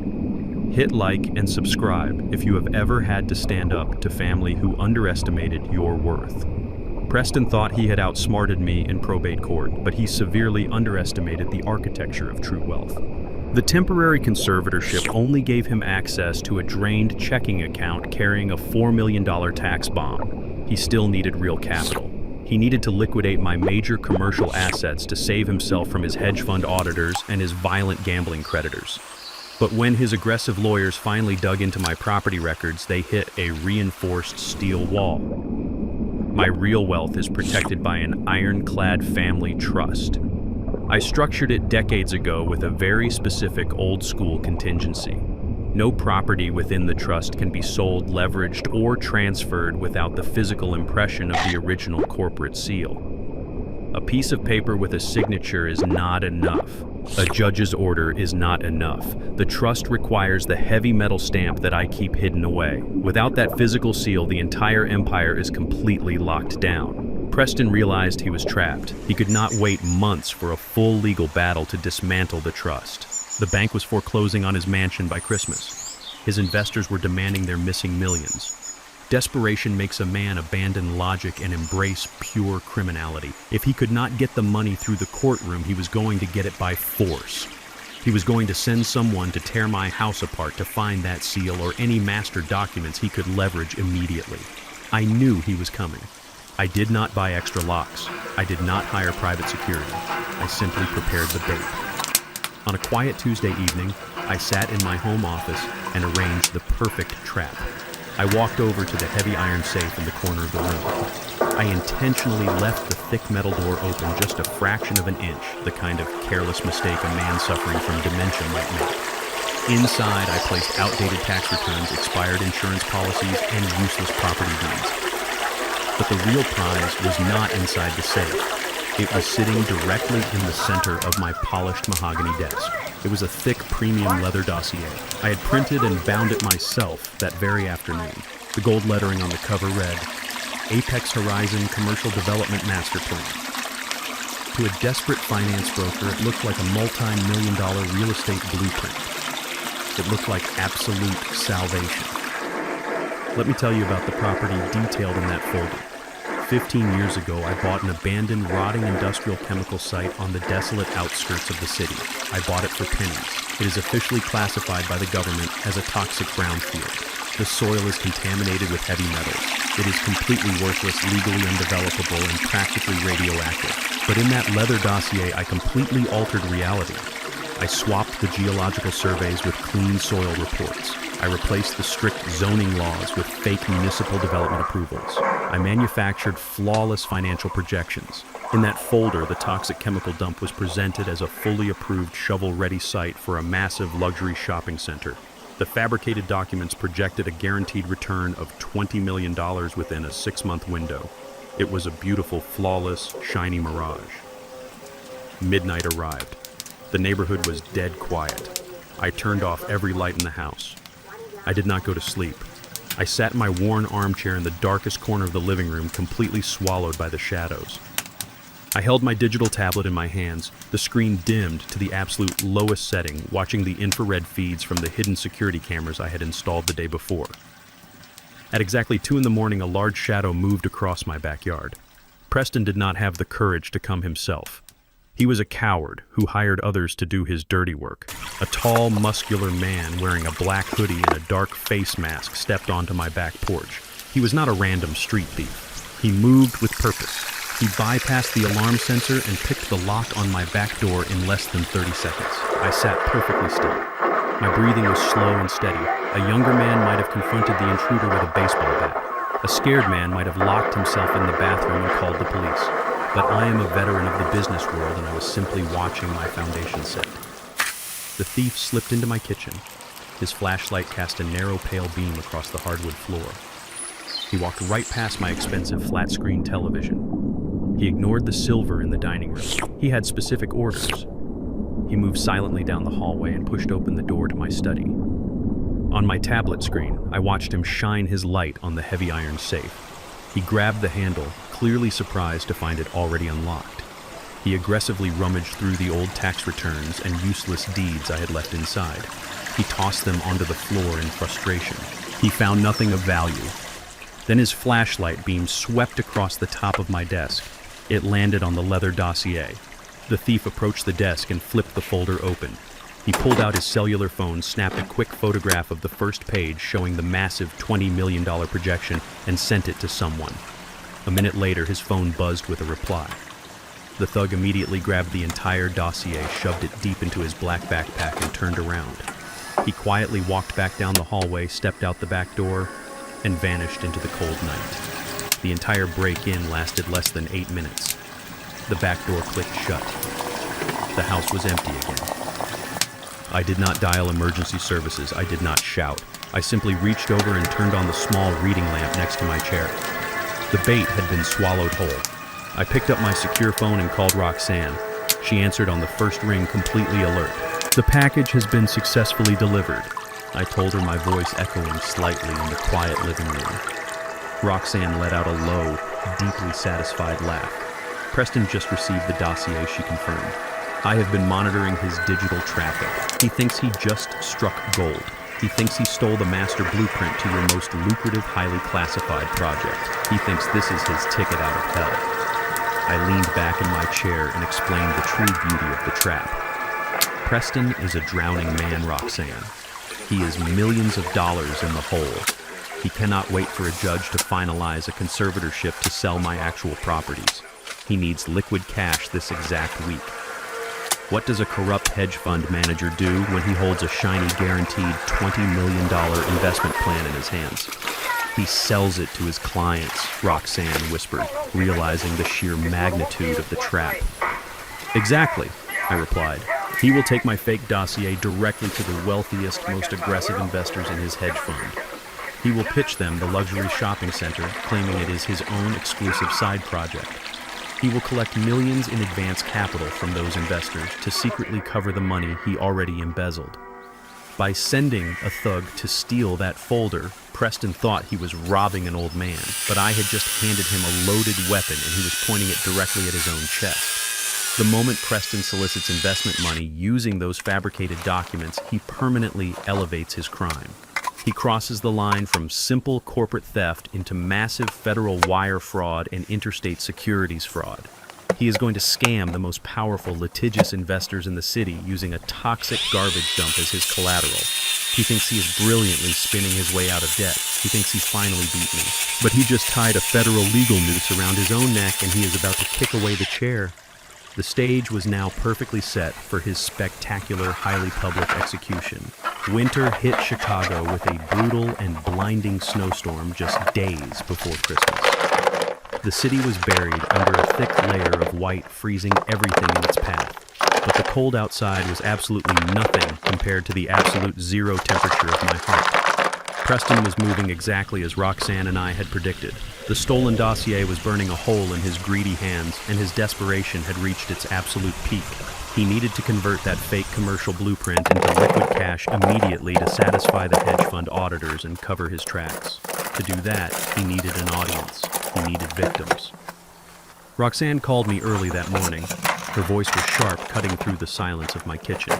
"Desmond," she said, "Preston has rented out the grand ballroom at the Sterling Plaza Hotel for tonight. He is throwing a massive black-tie Christmas gala. He has invited the wealthiest, most aggressive private investors in his entire corporate network. He is using the party as a front to pitch your fabricated luxury shopping center project. He is asking for minimum buy-ins of $500,000 per person." I took a slow sip of my coffee. "He is speeding up his own execution," I replied. "He is absolutely frantic," Roxanne confirmed. "The bank foreclosure on their mansion becomes final in exactly 3 days. He is hoping to collect millions in advance capital tonight, skim what he needs to save his house and pay back the hedge fund, and use the rest to run the fake development scam for as long as he can. He is building a massive house of cards." Just as I hung up with Roxanne, my phone vibrated again. It was Maya. I stared at the screen, feeling a deep, familiar disgust rising in my throat. I answered the call intentionally, letting my voice sound weak and confused. "Hi, Daddy." Maya said, her voice unnaturally bright and cheerful. "Preston and I are hosting a beautiful Christmas party tonight. We really want you to be there. We want to celebrate as a family." I played my part perfectly. "A party," I stammered. "Maya, you know I do not like big crowds anymore. The noise makes my head hurt. And I do not have anything nice to wear to a fancy hotel." Her response was swift, and the sheer calculation behind her words made my stomach turn. "Do not worry about a suit, Daddy," she insisted. "We want you to be comfortable. Just wear your old work clothes, your faded flannel shirt, and those comfortable boots you always wear. Everyone knows you are a retired builder. They will think it is sweet. We just want you there in spirit. We are even sending a private car to pick you up so you do not have to drive in the snow." I ended the call and set the phone down on the table. The level of depravity was staggering. My own daughter was orchestrating a public humiliation. She did not want me there to celebrate the holiday. She and Preston wanted to parade me in front of their wealthy investors as a pathetic, senile charity case. Preston was going to stand on a stage point to the poor, confused old black man in the worn-out flannel shirt and tell a heartbreaking story. He was going to claim he was selflessly stepping up to manage my legacy because I was losing my mind. He was going to use my supposed fragility to gain sympathy, build trust with the investors, and legitimize his massive fraud. They wanted a prop, a human shield, to make their lies look noble and heroic. I walked down the hallway to my bedroom. I opened my large walk-in closet. On the right side hung 5 custom-tailored Italian suits, garments that commanded immediate respect in any corporate boardroom in the country. I ignored them. I reached to the far left and pulled out an old faded red flannel shirt and a pair of scuffed, dirt-stained work pants. I put them on slowly. I laced up my worn-out construction boots, the exact same boots I used to wear when I was pouring concrete in the freezing rain to pay for Maya's expensive private college tuition. I looked at myself in the full-length mirror. I looked exactly like the broken, exhausted old man they wanted me to be. A man who had nothing left to offer the world. A man who was ready to be locked away in a forgotten nursing home. But my eyes told a completely different story. My eyes were sharp, cold, and utterly merciless. I walked over to my desk and opened the top drawer. I bypassed the pens and the spare keys. I reached into the back and pulled out a small, heavy, black USB drive. This tiny piece of metal did not look like much, but it was a weapon of mass destruction. Inside its encrypted memory was the sum total of Preston and Maya's criminal existence. It held the high-resolution photographs of Preston kissing his 22-year-old mistress by the pool in Miami. It held the offshore bank traces of the $80,000 they stole from my emergency account on Thanksgiving night. It held the clear audio recording of Preston bribing a fake doctor with $10,000 to declare me legally insane. It held the banking records of the forged commercial mortgage Maya signed. It held the federal tax lien that Preston blindly assumed when he aggressively took over my empty checking account. And most importantly, it held the official Environmental Protection Agency documents proving that the $20 million commercial project Preston was pitching tonight was actually a highly toxic radioactive chemical dump. I gripped the USB drive tightly in my palm. The metal felt cold and heavy against my skin. I slipped it deep into the breast pocket of my faded flannel shirt right next to my beating heart. At exactly 7 o'clock, bright headlights pierced the falling snow outside my front window. A massive, sleek black limousine pulled up to the curb, idling loudly in the quiet suburban neighborhood. I put on my heavy winter coat, pulled a simple wool cap over my head, and stepped out onto the porch. The freezing wind immediately bit at my face, but I did not shiver. I walked down the snowy path toward the waiting vehicle. The driver, a young man in a crisp black suit, stepped out and opened the rear door for me. He took one look at my faded work clothes, my scuffed boots, and my old coat. I could see the immediate judgment flash across his face. He thought I was the hired help or some charity case being dragged along to a corporate function out of pity. He did not say a single word, barely concealing his disdain, as I climbed into the luxurious leather-scented cabin of the limousine. The heavy door clicked shut, sealing me inside the quiet, climate-controlled interior.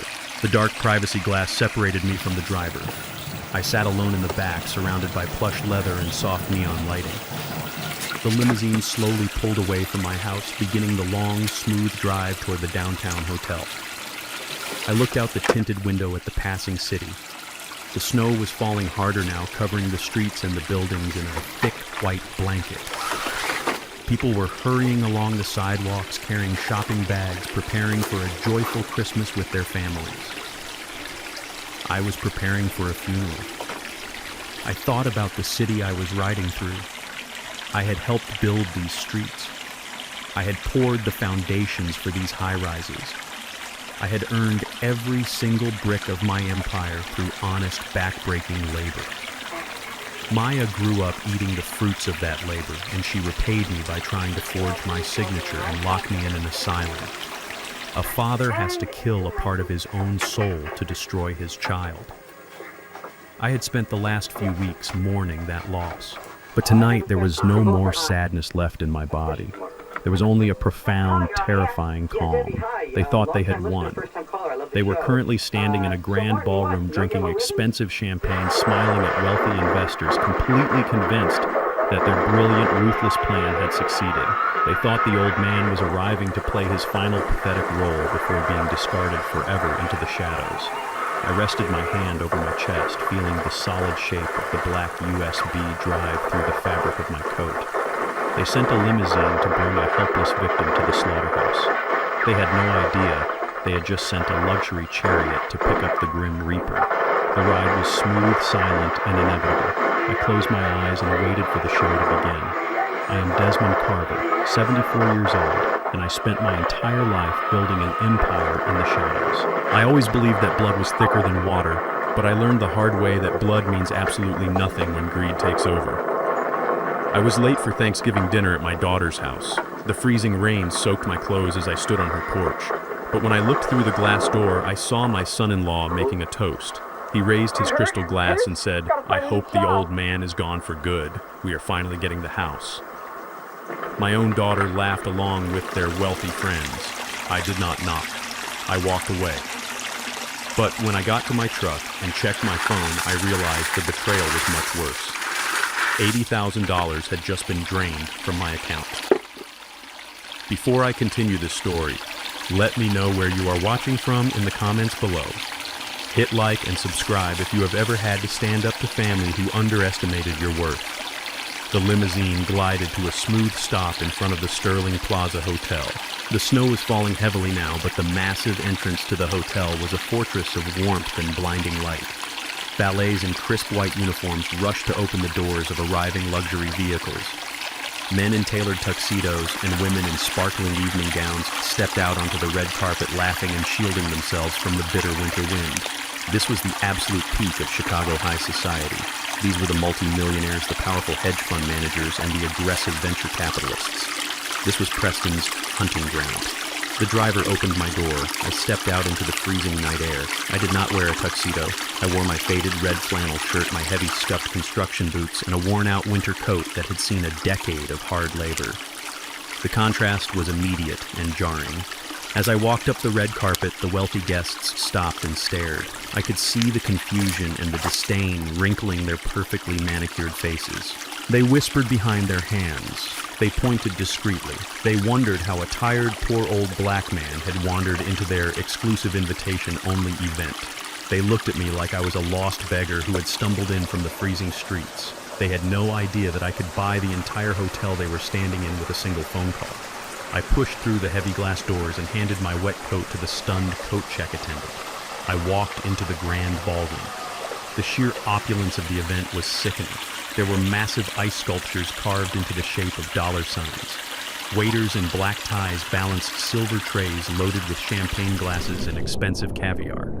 A live jazz band played softly in the corner, providing a sophisticated soundtrack to Preston's massive fraud. I shuffled my feet, keeping my head slightly bowed, playing the role of the confused, declining father-in-law to absolute perfection. I let my hand shake slightly as I walked through the crowd. The wealthy elite parted for me like Moses parting the Red Sea, completely desperate to avoid touching my dirty clothes. From across the massive room, I spotted them. Preston and Maya were holding court near the center stage. Maya was wearing a stunning floor-length emerald gown that probably cost more than most people make in a year. A diamond necklace sparkled against her skin, paid for by the money she helped steal from my emergency account. Preston stood beside her wearing a custom velvet tuxedo, holding a glass of champagne and laughing loudly at a joke made by a prominent real estate investor. Preston looked up and saw me. A flash of pure malicious triumph crossed his face. He quickly leaned down and whispered something into Maya's ear. She turned, saw my shabby clothes, and a look of deep, arrogant satisfaction settled into her features. They thought I was completely broken. They thought I was a pathetic, docile animal being led to the slaughter. Preston handed his champagne glass to a passing waiter and rushed toward me, cutting through the crowd. Maya followed closely behind him. "Desmond, you made it." Preston announced, his voice booming artificially loud so that the surrounding investors could hear him. He threw his arms around me in a tight, suffocating hug. "I am so glad you are here. We were getting worried about you wandering around in the cold." Daddy Maya chimed in, placing a delicate hand on my shoulder. She looked at me with eyes full of fake, tragic pity. "You look so tired. Come, let us get you a seat near the front. We are about to make the big announcement." I did not speak. I simply nodded slowly, letting my eyes wander around the room as if the bright lights were confusing my fragile brain. Preston wrapped his arm around my shoulder and guided me through the crowd of billionaires and bankers. People looked at us with sympathetic smiles. They saw a brilliant, compassionate young finance executive taking tender care of his sick blue-collar father-in-law. The manipulation was masterful. Preston led me right up to the front of the stage. He patted my back one last time, gave the crowd a humble, heroic smile, and then walked up the short flight of stairs to the podium. The jazz band stopped playing. The room fell into a quiet, respectful silence. Preston tapped the microphone twice. The sound echoed through the grand ballroom. He looked out over the sea of wealthy faces, his chest puffed out with absolute arrogance. "Ladies and gentlemen," Preston began, his voice smooth and incredibly persuasive, "I want to thank you all for coming tonight. We are here to celebrate the holidays, but more importantly, we are here to celebrate the future.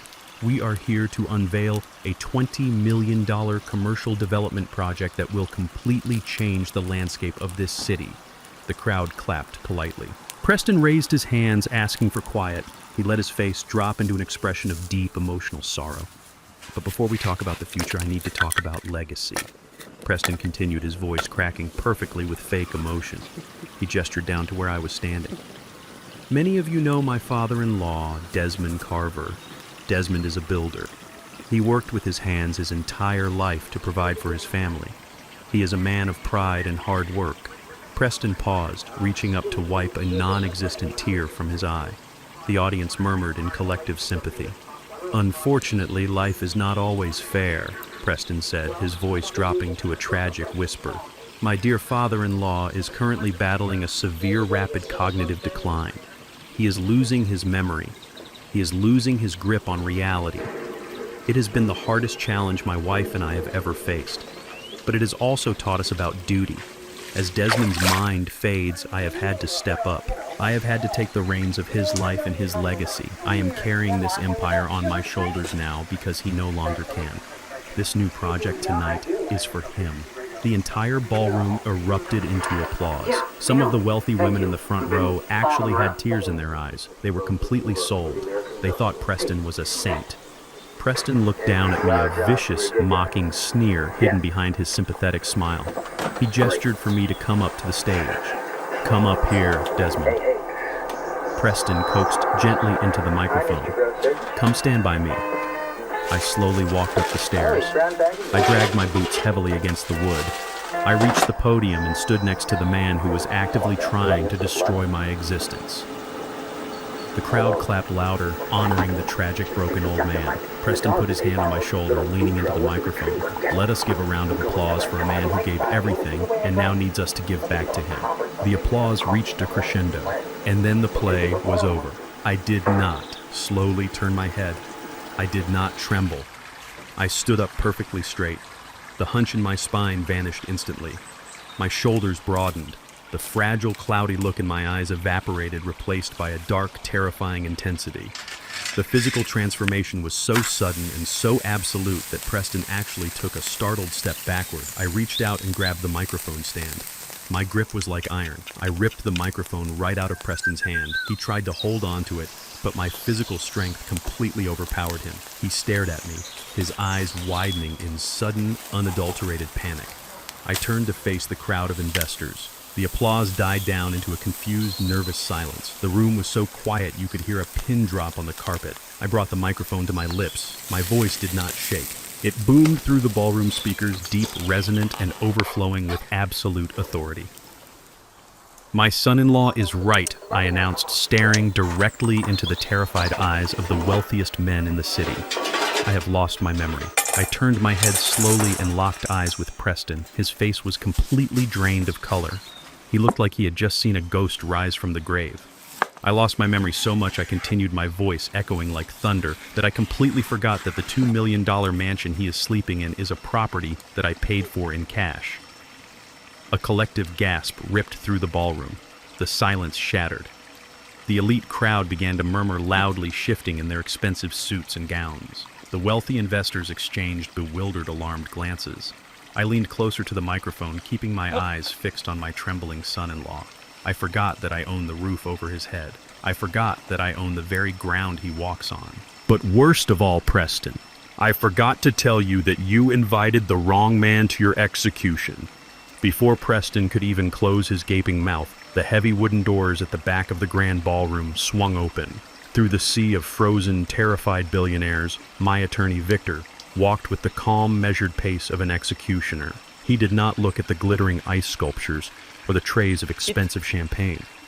His eyes were locked on the audio-visual control booth positioned just to the side of the main stage. I reached into the breast pocket of my faded flannel shirt, pulling out the heavy black digital drive. I tossed it through the air. It landed perfectly in Victor's outstretched hand. Without a single word, Victor stepped up to the control booth. He pushed the terrified sound technician out of the way and plugged the drive directly into the master projection system. Preston finally snapped out of his paralyzed state. His eyes darted from me to Victor, and then to the massive wall-sized screen dropping down slowly behind the podium. He knew exactly what was happening. The illusion was breaking. The velvet curtain was being ripped down, exposing the ugly, rotting truth behind his perfect life. "Desmond, what are you doing?" Preston hissed, stepping toward me with his hands raised, trying to block the microphone. "Turn that off right now. You are making a scene. You are confused. Let me help you off the stage." I did not move an inch. I looked at him, with eyes so devoid of mercy that he physically recoiled. "I am not confused, Preston," I said, my voice projecting loud and clear through the ballroom speakers. I have never been more lucid in my entire life. The massive screen behind us flashed a brilliant, blinding white. A collective murmur rippled through the crowd of wealthy investors as the first image appeared. It was not a rendering of a luxury shopping center. It was a high-resolution, unredacted bank statement from my emergency joint checking account. I pointed at the giant screen behind me. "Look closely, ladies and gentlemen," I announced to the crowd. "This is the man you are about to hand your millions to. This is Preston Sterling, the brilliant hedge fund manager. Notice the timestamp on that wire transfer. $80,000 drained from a locked emergency account. That transaction took place at exactly 8 o'clock on Thanksgiving night, right while he was sitting at his grand dining table drinking wine and raising a toast to my impending death."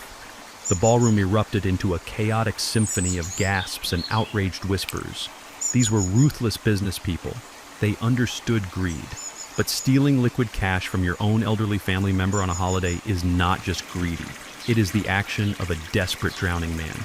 And in the world of high finance, desperation is highly contagious. No one wants to invest with a man who is secretly broke. Preston turned completely white. Sweat poured down his forehead, ruining his perfectly styled hair. He grabbed the edges of the podium, his knuckles turning pure white. "It is a forgery!" Preston shouted into the microphone, his voice cracking with panic. "He is a sick old man. His mind is gone. He fabricated that document. Do not look at it." Victor did not even blink. He simply clicked his mouse. The screen went black. A large audio waveform appeared in the center of the display. "Let us see if your own voice is a forgery, Preston," I said coldly. The speakers above us crackled to life. The audio was crystal clear, captured perfectly by the hidden recorder in my pocket from the day he brought the fake doctor to my living room.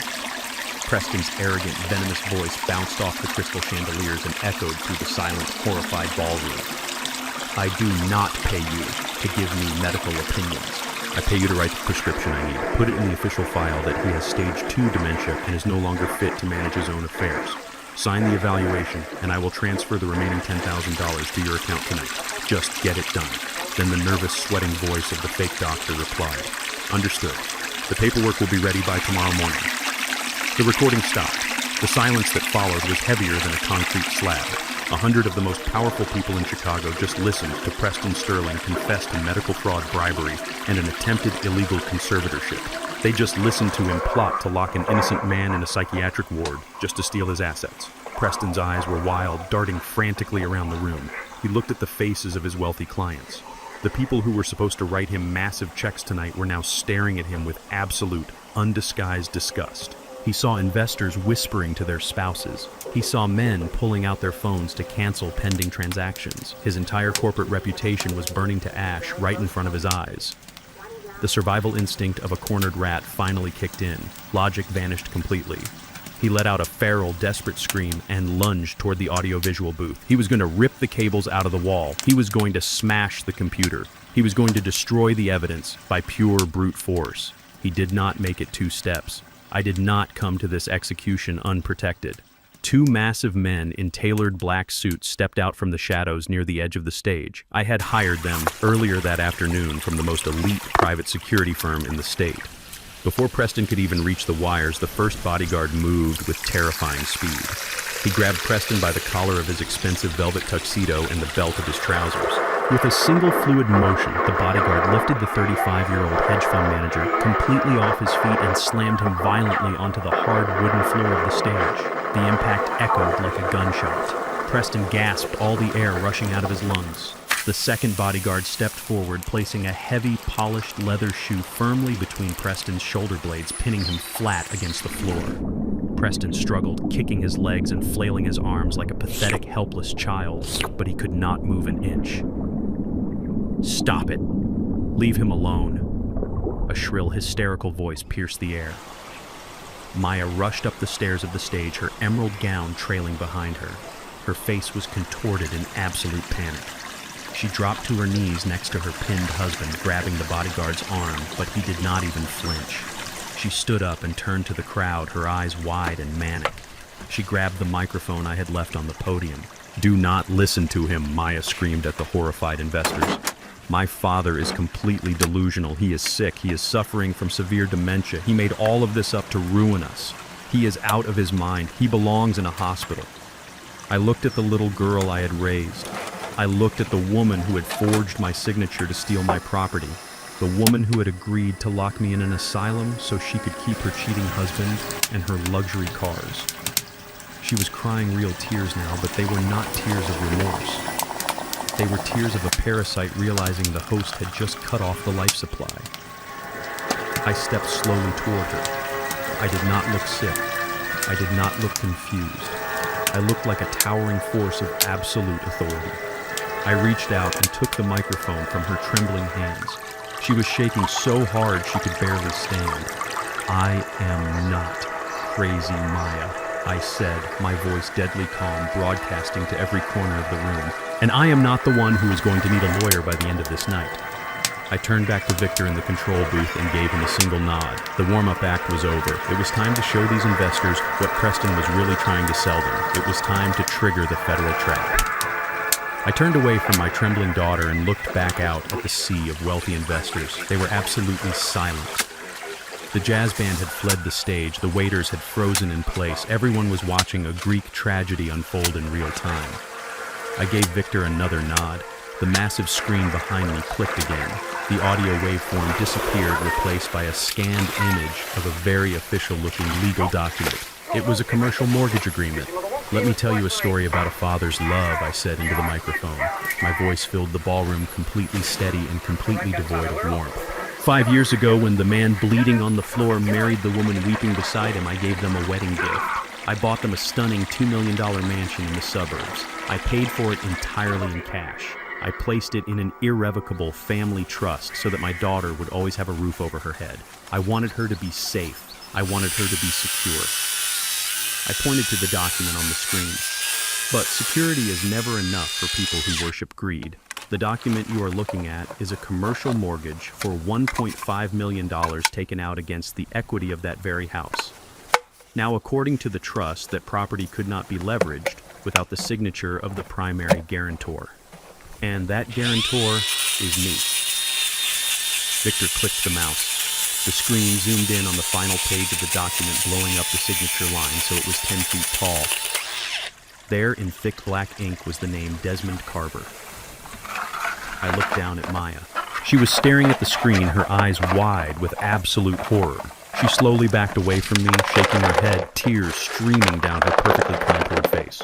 "That is my name," I told the crowd. "But it is not my handwriting. The man pinned to the floor is a degenerate gambler. He owed hundreds of thousands of dollars to a violent sports betting syndicate in Las Vegas. He burned through his own money and then he needed more. So my daughter, my own flesh and blood, sat down with a pen and forged my signature to steal $1.5 million from a bank to save him." The crowd gasped. Several investors took out their phones, snapping pictures of the massive forged document on the screen. Maya covered her face with her hands, sobbing uncontrollably. The illusion of the perfect, wealthy socialite was completely shattered. She was now exposed as a common criminal. But the story does not end there. I continued, my voice growing louder, carrying the heavy weight of absolute judgment. Because when you borrow money from a bank to feed a gambling addiction, the money vanishes quickly, the payments stop, and the bank comes collecting. Victor clicked the mouse again. A new document flashed onto the screen. It had bold red lettering at the top. Notice of default and foreclosure. Because they failed to make a single payment in 6 months, the bank initiated foreclosure proceedings, I explained to the captivated audience. Their $2 million mansion is being seized. The final eviction date is set for December 25th, Christmas Day. They were going to be thrown out into the snow. That is why they brought you all here tonight. That is why they needed your money so desperately. Preston groaned from the floor, struggling weakly against the heavy boot of my security guard. Desmond, please. He rasped, his voice pathetic and broken. Stop. I ignored him. I stepped closer to the edge of the stage, looking down at the investors. But let me share a little secret about the real estate business. Banks are always willing to sell toxic debt. When I discovered what my daughter and her husband had done, I did not go to the police. I went to the bank. Through an anonymous corporate shell company, I purchased their defaulted mortgage in its entirety. I paid off the loan sharks. I bought the paper. I turned to look down at Preston. I am your bank, Preston. I am your loan shark. I own the roof over your head, and I am the one who is evicting you on Christmas morning. You have absolutely nothing left. Preston stopped struggling. He lay flat against the wooden stage, his chest heaving, his eyes wide with the realization of his total, inescapable defeat. He was completely bankrupt. But I was not finished. The final bullet was still in the chamber. I turned my attention back to the crowd.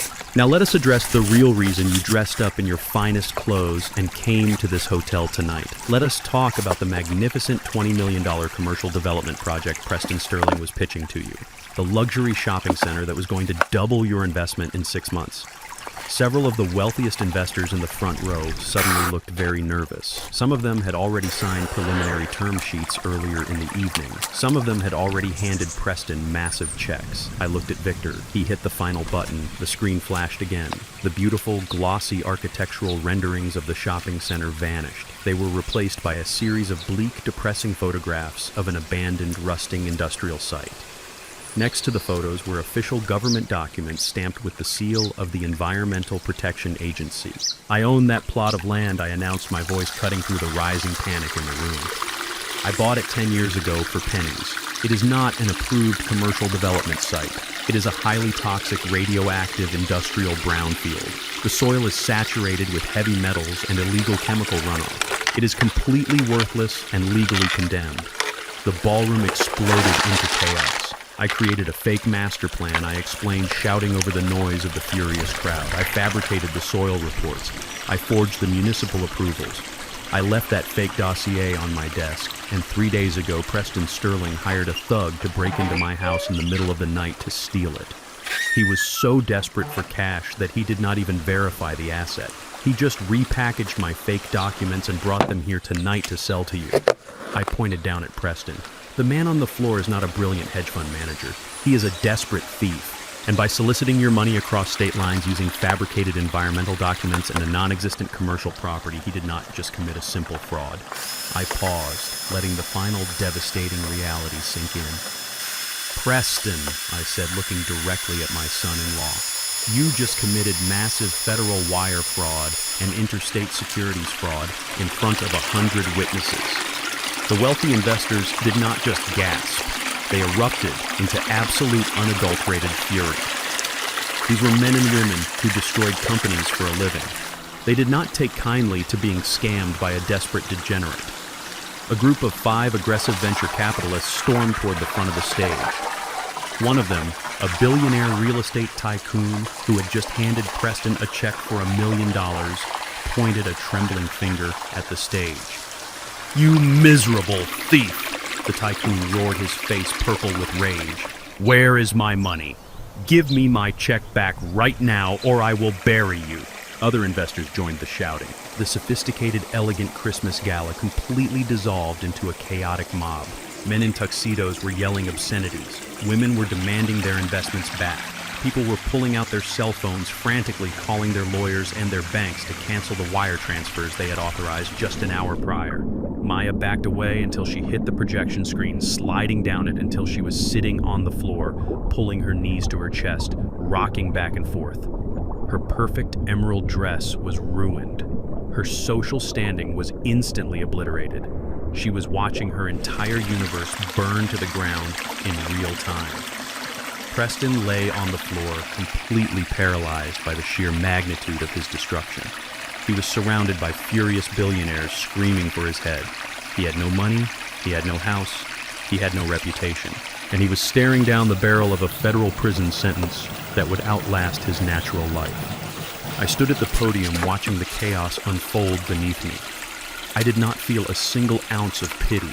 I had given them every opportunity to be a real family. I had given them my love, my protection, and my hard-earned wealth. They chose to spit on it. They chose to treat me like a disposable resource. I placed the microphone gently down on the podium. My work here was done. The match had been struck, the gasoline was lit, and the fire was raging exactly as I had planned. The grand ballroom of the Sterling Plaza Hotel had transformed into an absolute war zone. The elegant string quartet had packed their instruments and fled the stage long ago. The sophisticated waiters in their crisp white uniforms were back against the walls, their eyes wide with shock as they watched the absolute destruction of a corporate titan. The wealthy investors, men and women who controlled billions of dollars, were no longer maintaining their polite high society composure.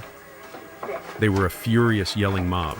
They swarmed the front of the stage, demanding their money, screaming threats of federal lawsuits, and completely dismantling Preston Sterling piece by piece. Preston was still pinned flat against the hard wooden floor of the stage by my massive security guard. He was not fighting anymore. He was broken. His expensive velvet tuxedo was wrinkled and covered in dust. He was weeping openly, a pathetic, high-pitched sound that was completely drowned out by the roaring crowd of billionaires who wanted his head on a spike. Maya watched her husband being trampled by the consequences of his own arrogance. She stood near the edge of the projection screen, her back pressed against the wall. I could see the exact moment the realization hit her. She saw the furious investors. She saw the federal crimes displayed on the massive screen. She saw the absolute end of her luxurious, privileged existence. There would be no more country club dinners. There would be no more shopping sprees with stolen money. There would only be lawyers, criminal trials, and total bankruptcy. She needed a lifeboat. She needed a way to survive the sinking ship. And like any true parasite, when one host dies, it immediately looks for another to latch onto. Maya turned her eyes toward me. She saw me standing tall and completely untouchable at the podium.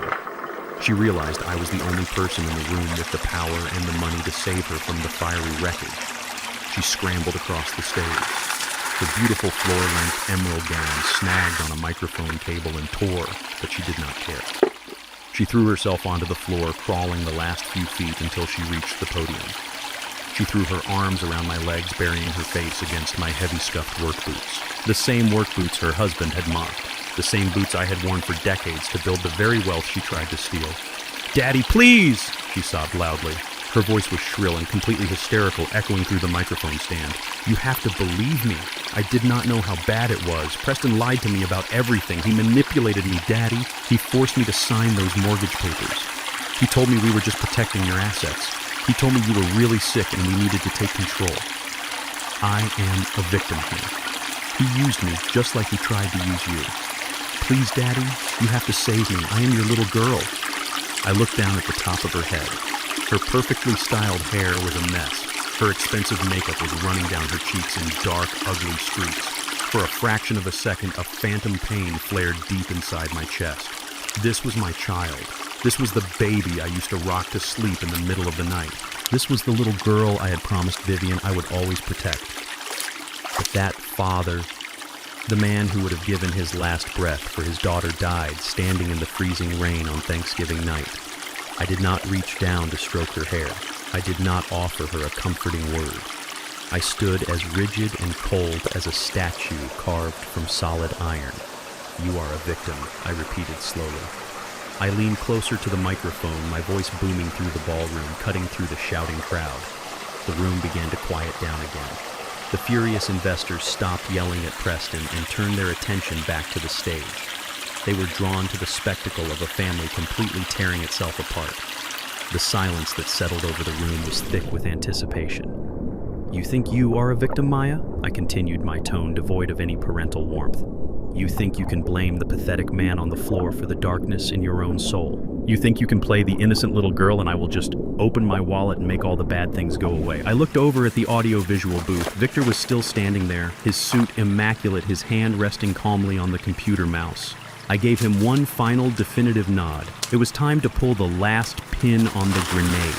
"Let us see exactly how much of a victim you really are, Maya," I announced to the hushed ballroom. "Let us listen to what you say when you think nobody is listening." The giant screen behind me went black. The fabricated environmental documents vanished. A new green audio waveform appeared in the center of the display. Victor pressed play. The pristine acoustic system of the grand ballroom broadcasted a recording captured just a few nights ago right inside Preston and Maya's own living room. The sound quality was perfect, captured by the smart home security system Roxanne had so easily hacked. First, the crowd heard Preston's voice. It was desperate and manipulative, exactly as he had been when he tried to force me to sign the power of attorney. "We need full legal guardianship over his entire estate," the recorded Preston pleaded. "We can force him into a state-run psychiatric facility. We can legally liquidate his house, his truck, and any secret pensions he has buried away." The investors gasped in horror. They were ruthless in business, but even they found the idea of locking a sane family member in an asylum to be incredibly repulsive. But then the real horror began. The speakers broadcasted Maya's voice. It was not the voice of a scared, manipulated victim. It was not the voice of a woman being forced into a crime against her will. It was cold, calculating, and ruthlessly transactional. If we do this, her recorded voice echoed through the massive ballroom. "If I help you put him in a facility and drain his assets, I want total undisputed control of the liquidated funds. You do not touch a single dime without my approval, and the girl in Miami is gone. You cut the lease, you cut the wire transfers, and she never exists again. Or I will gladly go to federal prison just to watch you burn next to me." The recording ended with a sharp click. The silence that fell over the ballroom this time was absolutely nauseating. It was the silence of complete and total moral disgust. I looked out at the faces of the most powerful people in Chicago. I saw wealthy matriarchs clutching their evening bags, staring at Maya with absolute revulsion. I saw hardened corporate raiders shaking their heads in pure disgust. To conspire to lock your own healthy, loving father in a psychiatric ward just to maintain a life of luxury and to punish a cheating husband was a level of evil that made their blood run cold. Maya had just publicly revealed herself to be a monster. Maya froze at my feet. Her loud sobbing stopped instantly. The fake tears dried up. She slowly let go of my boots and looked up at me. Her face was ghostly pale. Her lips were trembling so hard she could not even form a word. She knew there was no way to manipulate her way out of this. There was no lie she could spin. Her own voice had just convicted her in front of the entire world. Her social standing, her reputation, her entire identity was permanently annihilated. I reached down, grabbed her firmly by the shoulders, and forcibly peeled her away from my legs. I stood her up, so she had to look me directly in the eyes. She tried to look away, but my grip was like a vice. I did not yell. I did not need to. My voice was a low, devastating whisper that carried perfectly through the microphone for everyone in the room to hear. "You are not a victim." "Maya," I said, my words slicing through the heavy air like a razor blade. "You are an accomplice. You sold your own father for a mansion you could not afford and a man you could not trust. You made your choice. Now you get to live with it." I let go of her shoulders. She stumbled backward, completely broken, staring at me as if she was looking at a stranger. And she was. The father she thought she could easily destroy was gone forever. I turned my back on her and looked toward the back doors of the ballroom. The final act of the night was about to arrive. The heavy silence in the grand ballroom was suddenly broken by a sound that pierced through the thick snow-covered windows of the hotel. It started as a distant wail echoing down the frozen streets of downtown Chicago. Within seconds, the sound multiplied and grew louder. It was the undeniable piercing shriek of multiple police sirens. The wealthy investors turned their heads toward the massive glass entrance of the ballroom. Red and blue emergency lights began to flash violently against the falling snow outside, throwing harsh, rotating colors across the crystal chandeliers and the elegant white walls of the venue. The flashing lights painted the faces of the billionaires in alternating shades of crimson and blue. I did not move from my spot at the podium. I simply stood tall and watched. I knew exactly who was coming. Earlier that afternoon, while Preston was busy agonizing over the guest list for this fake charity gala, Roxanne had made a very special delivery. She did not just hack Preston's emails for my personal amusement. Roxanne compiled every single piece of evidence. The offshore wire transfers, the missing hedge fund millions, the fabricated environmental reports, and the forged commercial mortgage. She packaged it all into a neat, highly encrypted digital file and handed it directly to the lead investigator of the white-collar crime division at the Federal Bureau of Investigation. Federal agents do not ignore a perfectly documented case of interstate securities fraud, especially when it involves millions of stolen investor funds. The heavy wooden double doors at the back of the grand ballroom burst open. A blast of freezing winter air rushed into the warm room, bringing with it a dozen federal agents wearing dark windbreakers with the letters FBI printed across the back in bold yellow type. They were flanked by a team of uniformed Chicago police officers. Their heavy tactical boots tracked melting snow and dirty slush onto the pristine marble floors of the hotel. The crowd of elite investors instantly parted. These were men and women who commanded massive corporations, but nobody in that room wanted to be standing anywhere near a federal raid. They scrambled backward, knocking over cocktail tables and spilling expensive champagne onto the floor, desperate to get out of the way of the advancing authorities. The lead federal agent, a tall, broad-shouldered man with a face carved out of granite, marched straight down the center aisle. He did not look at the ice sculptures or the terrified socialites. His eyes were locked dead onto the stage. My private security guards saw the agents approaching and immediately took a step back, lifting their hands to show they were not a threat. They grabbed Preston by the collar of his ruined velvet tuxedo and hauled him to his feet, handing him over to the federal authorities like a piece of garbage. Preston could barely stand. His legs were shaking so violently that two agents had to hold him up by his arms. The blood had completely drained from his face, leaving his skin a sickly, translucent shade of gray. He looked like a corpse that had just been pulled from the river. Preston Sterling, the lead agent, announced his voice, carrying the absolute uncompromising weight of the United States government. You are under arrest for multiple counts of federal wire fraud, interstate securities fraud, and corporate embezzlement. You have the right to remain silent. Anything you say can and will be used against you in a court of law. The agent grabbed Preston's wrists, yanked them behind his back, and secured them with a pair of heavy steel handcuffs. The metallic click of the locking mechanism echoed sharply through the silent ballroom. It was the sound of a man's life officially ending. Preston did not fight. He did not yell for a lawyer. The sheer magnitude of his destruction had completely short-circuited his brain. His mouth opened and closed, but no sound came out. He looked out at the crowd of investors, the very people he had tried to scam just an hour ago, but they only stared back at him with cold, calculating disgust. He looked up at me standing at the podium, but he found absolutely no mercy in my eyes. I stared back at him, watching the man who had plotted to throw me in a psychiatric ward being dragged away in chains. But the federal agents were not the only law enforcement in the room. A local Chicago police detective stepped around the FBI agents and walked directly toward the projection screen where Maya was still sitting on the floor, shivering in her torn emerald gown. Maya looked up at the detective. For a brief delusional second, she thought he was there to help her. She thought she was just the tragic wife caught in the crossfire of her husband's corporate crimes. She reached her hand up, expecting the detective to help her to her feet. Instead, the detective pulled a pair of handcuffs from his duty belt. Maya Carver. The detective said, his voice flat and professional. You are under arrest for felony forgery of commercial documents, identity theft, and conspiracy to commit elder fraud.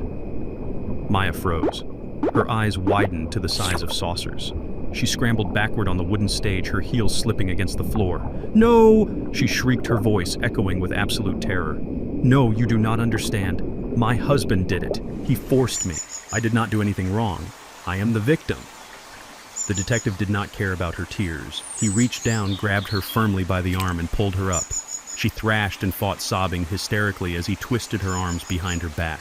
The cold steel cuffs snapped tightly around her wrists, pinning them against the back of her expensive designer dress. Daddy Maya screamed at the top of her lungs, turning her head frantically to look at me. Daddy, tell them, I did not mean to do it. Please do not let them take me. I am your daughter. Save me. I stood at the podium and looked at her. I remembered the audio recording that had played just moments ago, the sound of her cold, calculating voice demanding total control of my liquidated assets after she locked me away. She was not a scared little girl. She was a grown woman facing the exact consequences she had engineered for me. I did not say a word. I simply turned my head away and looked out into the crowd. The detective pushed Maya forward, marching her down the stairs of the stage. She continued to sob and scream my name, begging for a rescue that was never going to come. The police escorted her and Preston down the center aisle of the ballroom, parading them in chains past the wealthiest, most influential people in the city. Their public humiliation was absolute and irreversible. The heavy wooden doors closed behind them, cutting off Maya's frantic screamers. The moment the police left, the spell over the ballroom was broken. The elite investors did not stay to ask questions or offer sympathies. In the world of high finance, you do not stand next to a burning building. You run. Within minutes, the grand ballroom turned into a stampede of wealthy socialites rushing for the exit. Men grabbed their coats, barking orders into their cell phones, frantically instructing their accountants to sever any remaining ties with Preston's hedge fund. Women gathered their expensive purses and hurried out the doors, desperate to escape the radioactive scandal that had just exploded in their faces. The caterers and hotel staff, sensing that nobody was going to pay the massive bill for this extravagant party, quickly began packing up their equipment. They rolled away the carts of expensive champagne. They cleared the untouched caviar. They took the silver trays and vanished through the service doors. I stood completely still on the stage and watched the room empty out. It happened incredibly fast. In less than 20 minutes, the grand luxurious gala was reduced to an absolute wasteland. I walked slowly down the stairs of the stage. My heavy construction boots echoed loudly against the hardwood floor. I stepped onto the plush carpet of the main room. It was covered in spilled wine, crushed cocktail napkins, and muddy footprints left behind by the fleeing guests and the federal agents. The massive ice sculptures, shaped like dollar signs, were already beginning to melt, dripping water onto the floor in a slow, pathetic rhythm. The heating system in the ballroom had been overwhelmed by the doors being left open during the raid. The freezing winter wind was blowing inside, bringing snowflakes that danced through the air and melted against the warm crystal chandeliers. The room was chilling rapidly. The air felt heavy, desolate, and completely hollow. I walked over to a small cocktail table near the center of the room. There was a single untouched glass of water resting on it. I picked it up and took a slow sip, letting the cool liquid wash away the dryness in my throat. It was over. The house of cards had completely collapsed. The people who had tried to bury me alive were now sitting in the back of police cruisers, heading toward cold concrete cells where their designer clothes and arrogant attitudes would mean absolutely nothing. I stood alone in the freezing, ruined ballroom. I was a 74-year-old man who had just orchestrated the total destruction of his own family. A normal man might have felt a crushing sense of loss or a hollow, aching guilt. But as I looked around at the wreckage of their greed, I did not feel any guilt at all. I felt the pure, unadulterated peace of a man who had finally cut the rot out of his foundation. I set the water glass back down on the table. I adjusted the collar of my faded flannel shirt, turned my back on the empty room, and began the long walk toward the exit. It was time to go home. I am Desmond Carver, 74 years old, and I spent my entire life building an empire in the shadows. I always believed that blood was thicker than water, but I learned the hard way that blood means absolutely nothing when greed takes over. I was late for Thanksgiving dinner at my daughter's house. The freezing rain soaked my clothes as I stood on her porch. But when I looked through the glass door, I saw my son-in-law making a toast. He raised his crystal glass and said, "I hope the old man is gone for good. We are finally getting the house." My own daughter laughed along with their wealthy friends. I did not knock. I walked away. But when I got to my truck and checked my phone, I realized the betrayal was much worse. $80,000 had just been drained from my account. Before I continue this story, let me know where you are watching from in the comments below. Hit like and subscribe if you have ever had to stand up to family who underestimated your worth. 2 weeks is a strange measurement of time. In the construction business, 2 weeks is barely enough time to pour a foundation and let the concrete properly cure. But in the justice system, 2 weeks is more than enough time to completely obliterate a human life, especially when that life was built on a foundation of lies, stolen money, and toxic arrogance. It was a Tuesday morning. The winter sun was pale and weak, barely cutting through the gray Chicago clouds. I was standing in the grand foyer of the $2 million mansion that I had bought for my daughter 5 years ago. The house felt entirely different now. The pretentious modern art was gone. The expensive Persian rugs were rolled up and hauled away. The air did not smell like expensive perfume and catered food anymore. It smelled like sawdust, fresh paint, and hard work. I had hired a crew of a dozen men. They were busy tearing down the customized wine cellar and ripping out the imported marble wet bar.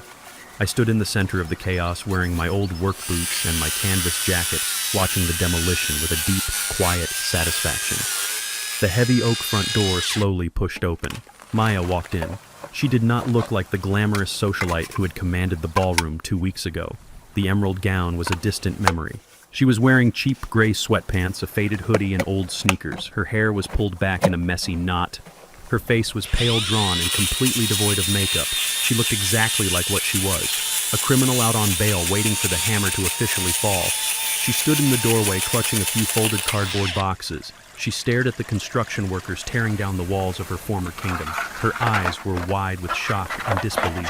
"What are you doing?" she whispered, her voice trembling as she looked around the ruined foyer. "What is happening to my house?" I turned around and looked at her.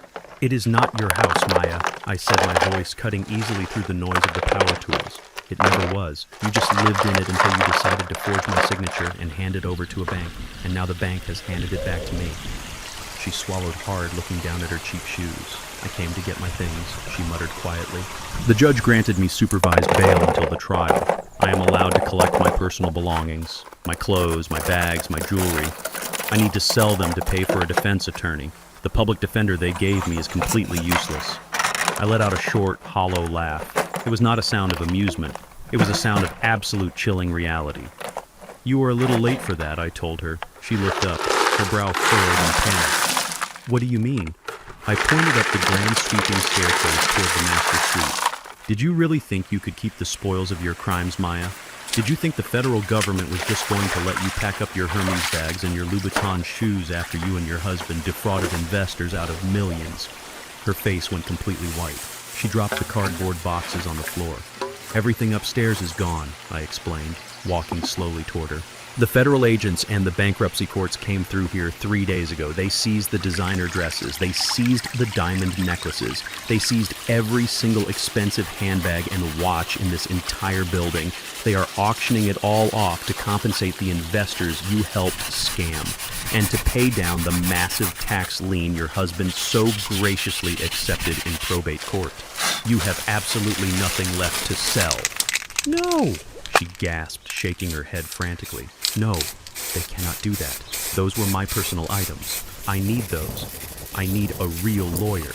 "You should have thought about needing a real lawyer before you conspired to lock your healthy father in a psychiatric ward," I replied coldly. She covered her face with her hands. A pathetic, whimpering sob escaped her lips, but the tears did not move me. I had seen her fake tears too many times. Preston was denied bail. I continued, making sure she heard every single word of her new reality. "He is sitting in a federal holding cell downtown. The prosecutors are offering him a plea deal of 15 years in a maximum security penitentiary, and that is only if he cooperates completely. His fancy suits and his arrogant smile will not help him in there." Maya lowered her hands. She looked at me with eyes full of pure, unadulterated terror. "And what about me?" she whispered, her voice cracking. "You are facing 5 years for felony forgery, identity theft, and conspiracy to commit elder fraud," I told her flatly. "And because you have no assets, no hidden accounts, and no rich father to bail you out anymore, you get to wait for your trial in the real world. I spoke to your parole officer. I know where they placed you." She looked away, utterly humiliated. "A Section 8 public housing complex on the worst side of the city," I said, making her face the reality of her destination. "A small, cramped, rotting apartment with peeling paint and bars on the windows. You are going to learn exactly how the other half lives, Maya. You are going to learn what it feels like to have absolutely nothing." She looked around the grand foyer again, watching the construction workers carry out the remnants of her luxurious life. She looked at the torn drywall and the exposed wires. "Why are you tearing it down?" she asked, her voice hollow. "If you own the house, why are you destroying it?" "I am not destroying it," I corrected her. "I am repurposing it. I sold this entire property and the surrounding land yesterday morning. I sold it for exactly $1. She stared at me, completely baffled. $1. To who? "To the City Orphan Foundation," I replied, crossing my arms over my chest. "This house is too big for one family, but it is perfectly sized for 30 children who actually need a roof over their heads. These workers are converting your grand ballroom into a cafeteria. Your master bedroom is becoming a dormitory. The walls that housed your greed and your arrogance are going to shelter kids who have nothing. This property is finally going to serve a decent purpose." Maya fell to her knees right there in the foyer.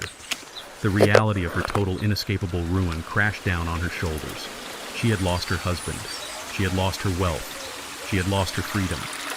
And now the very symbol of her status was being dismantled and given away to the less fortunate. "Daddy, please," she begged, crawling forward on her knees until she was right in front of my boots. "Please, I cannot survive in that public housing complex. I cannot go to prison. I will not make it. You have to help me. You have millions. You have the best lawyers in the city. You can fix this for me. I will do anything. I will clean your floors. I will take care of you. Just please do not leave me like this." I looked down at her. She was pleading for her life. She was begging for the very mercy she had planned to strip away from me. "You made your bed, Maya," I said, my voice completely devoid of any sympathy. "Now you have to lie in it." "But I am your daughter," she screamed, her voice echoing off the high ceilings, desperate and shrill. "You cannot do this to me. I am your own flesh and blood." I leaned down slightly, looking her dead in the tear-filled eyes. "Blood makes you related," I whispered, every word sharp and deliberate. "But respect makes you family. And you stopped being my family the moment you decided my life was worth less than your lifestyle." I stood back up. I did not give her another second of my time. I turned around and walked toward the heavy oak front door. "Daddy, no," she wailed behind me. I stepped outside onto the porch. The winter air was freezing, but it felt incredibly clean.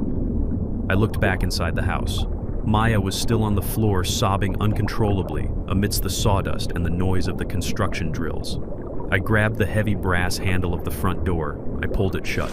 The heavy wood slammed into the frame with a loud, final, echoing thud. The lock clicked into place. I stood on the porch listening to the silence outside. I did not feel a single drop of regret. I had just closed the door on the most toxic chapter of my life and locked it forever. I walked down the heated driveway toward my old Chevy truck.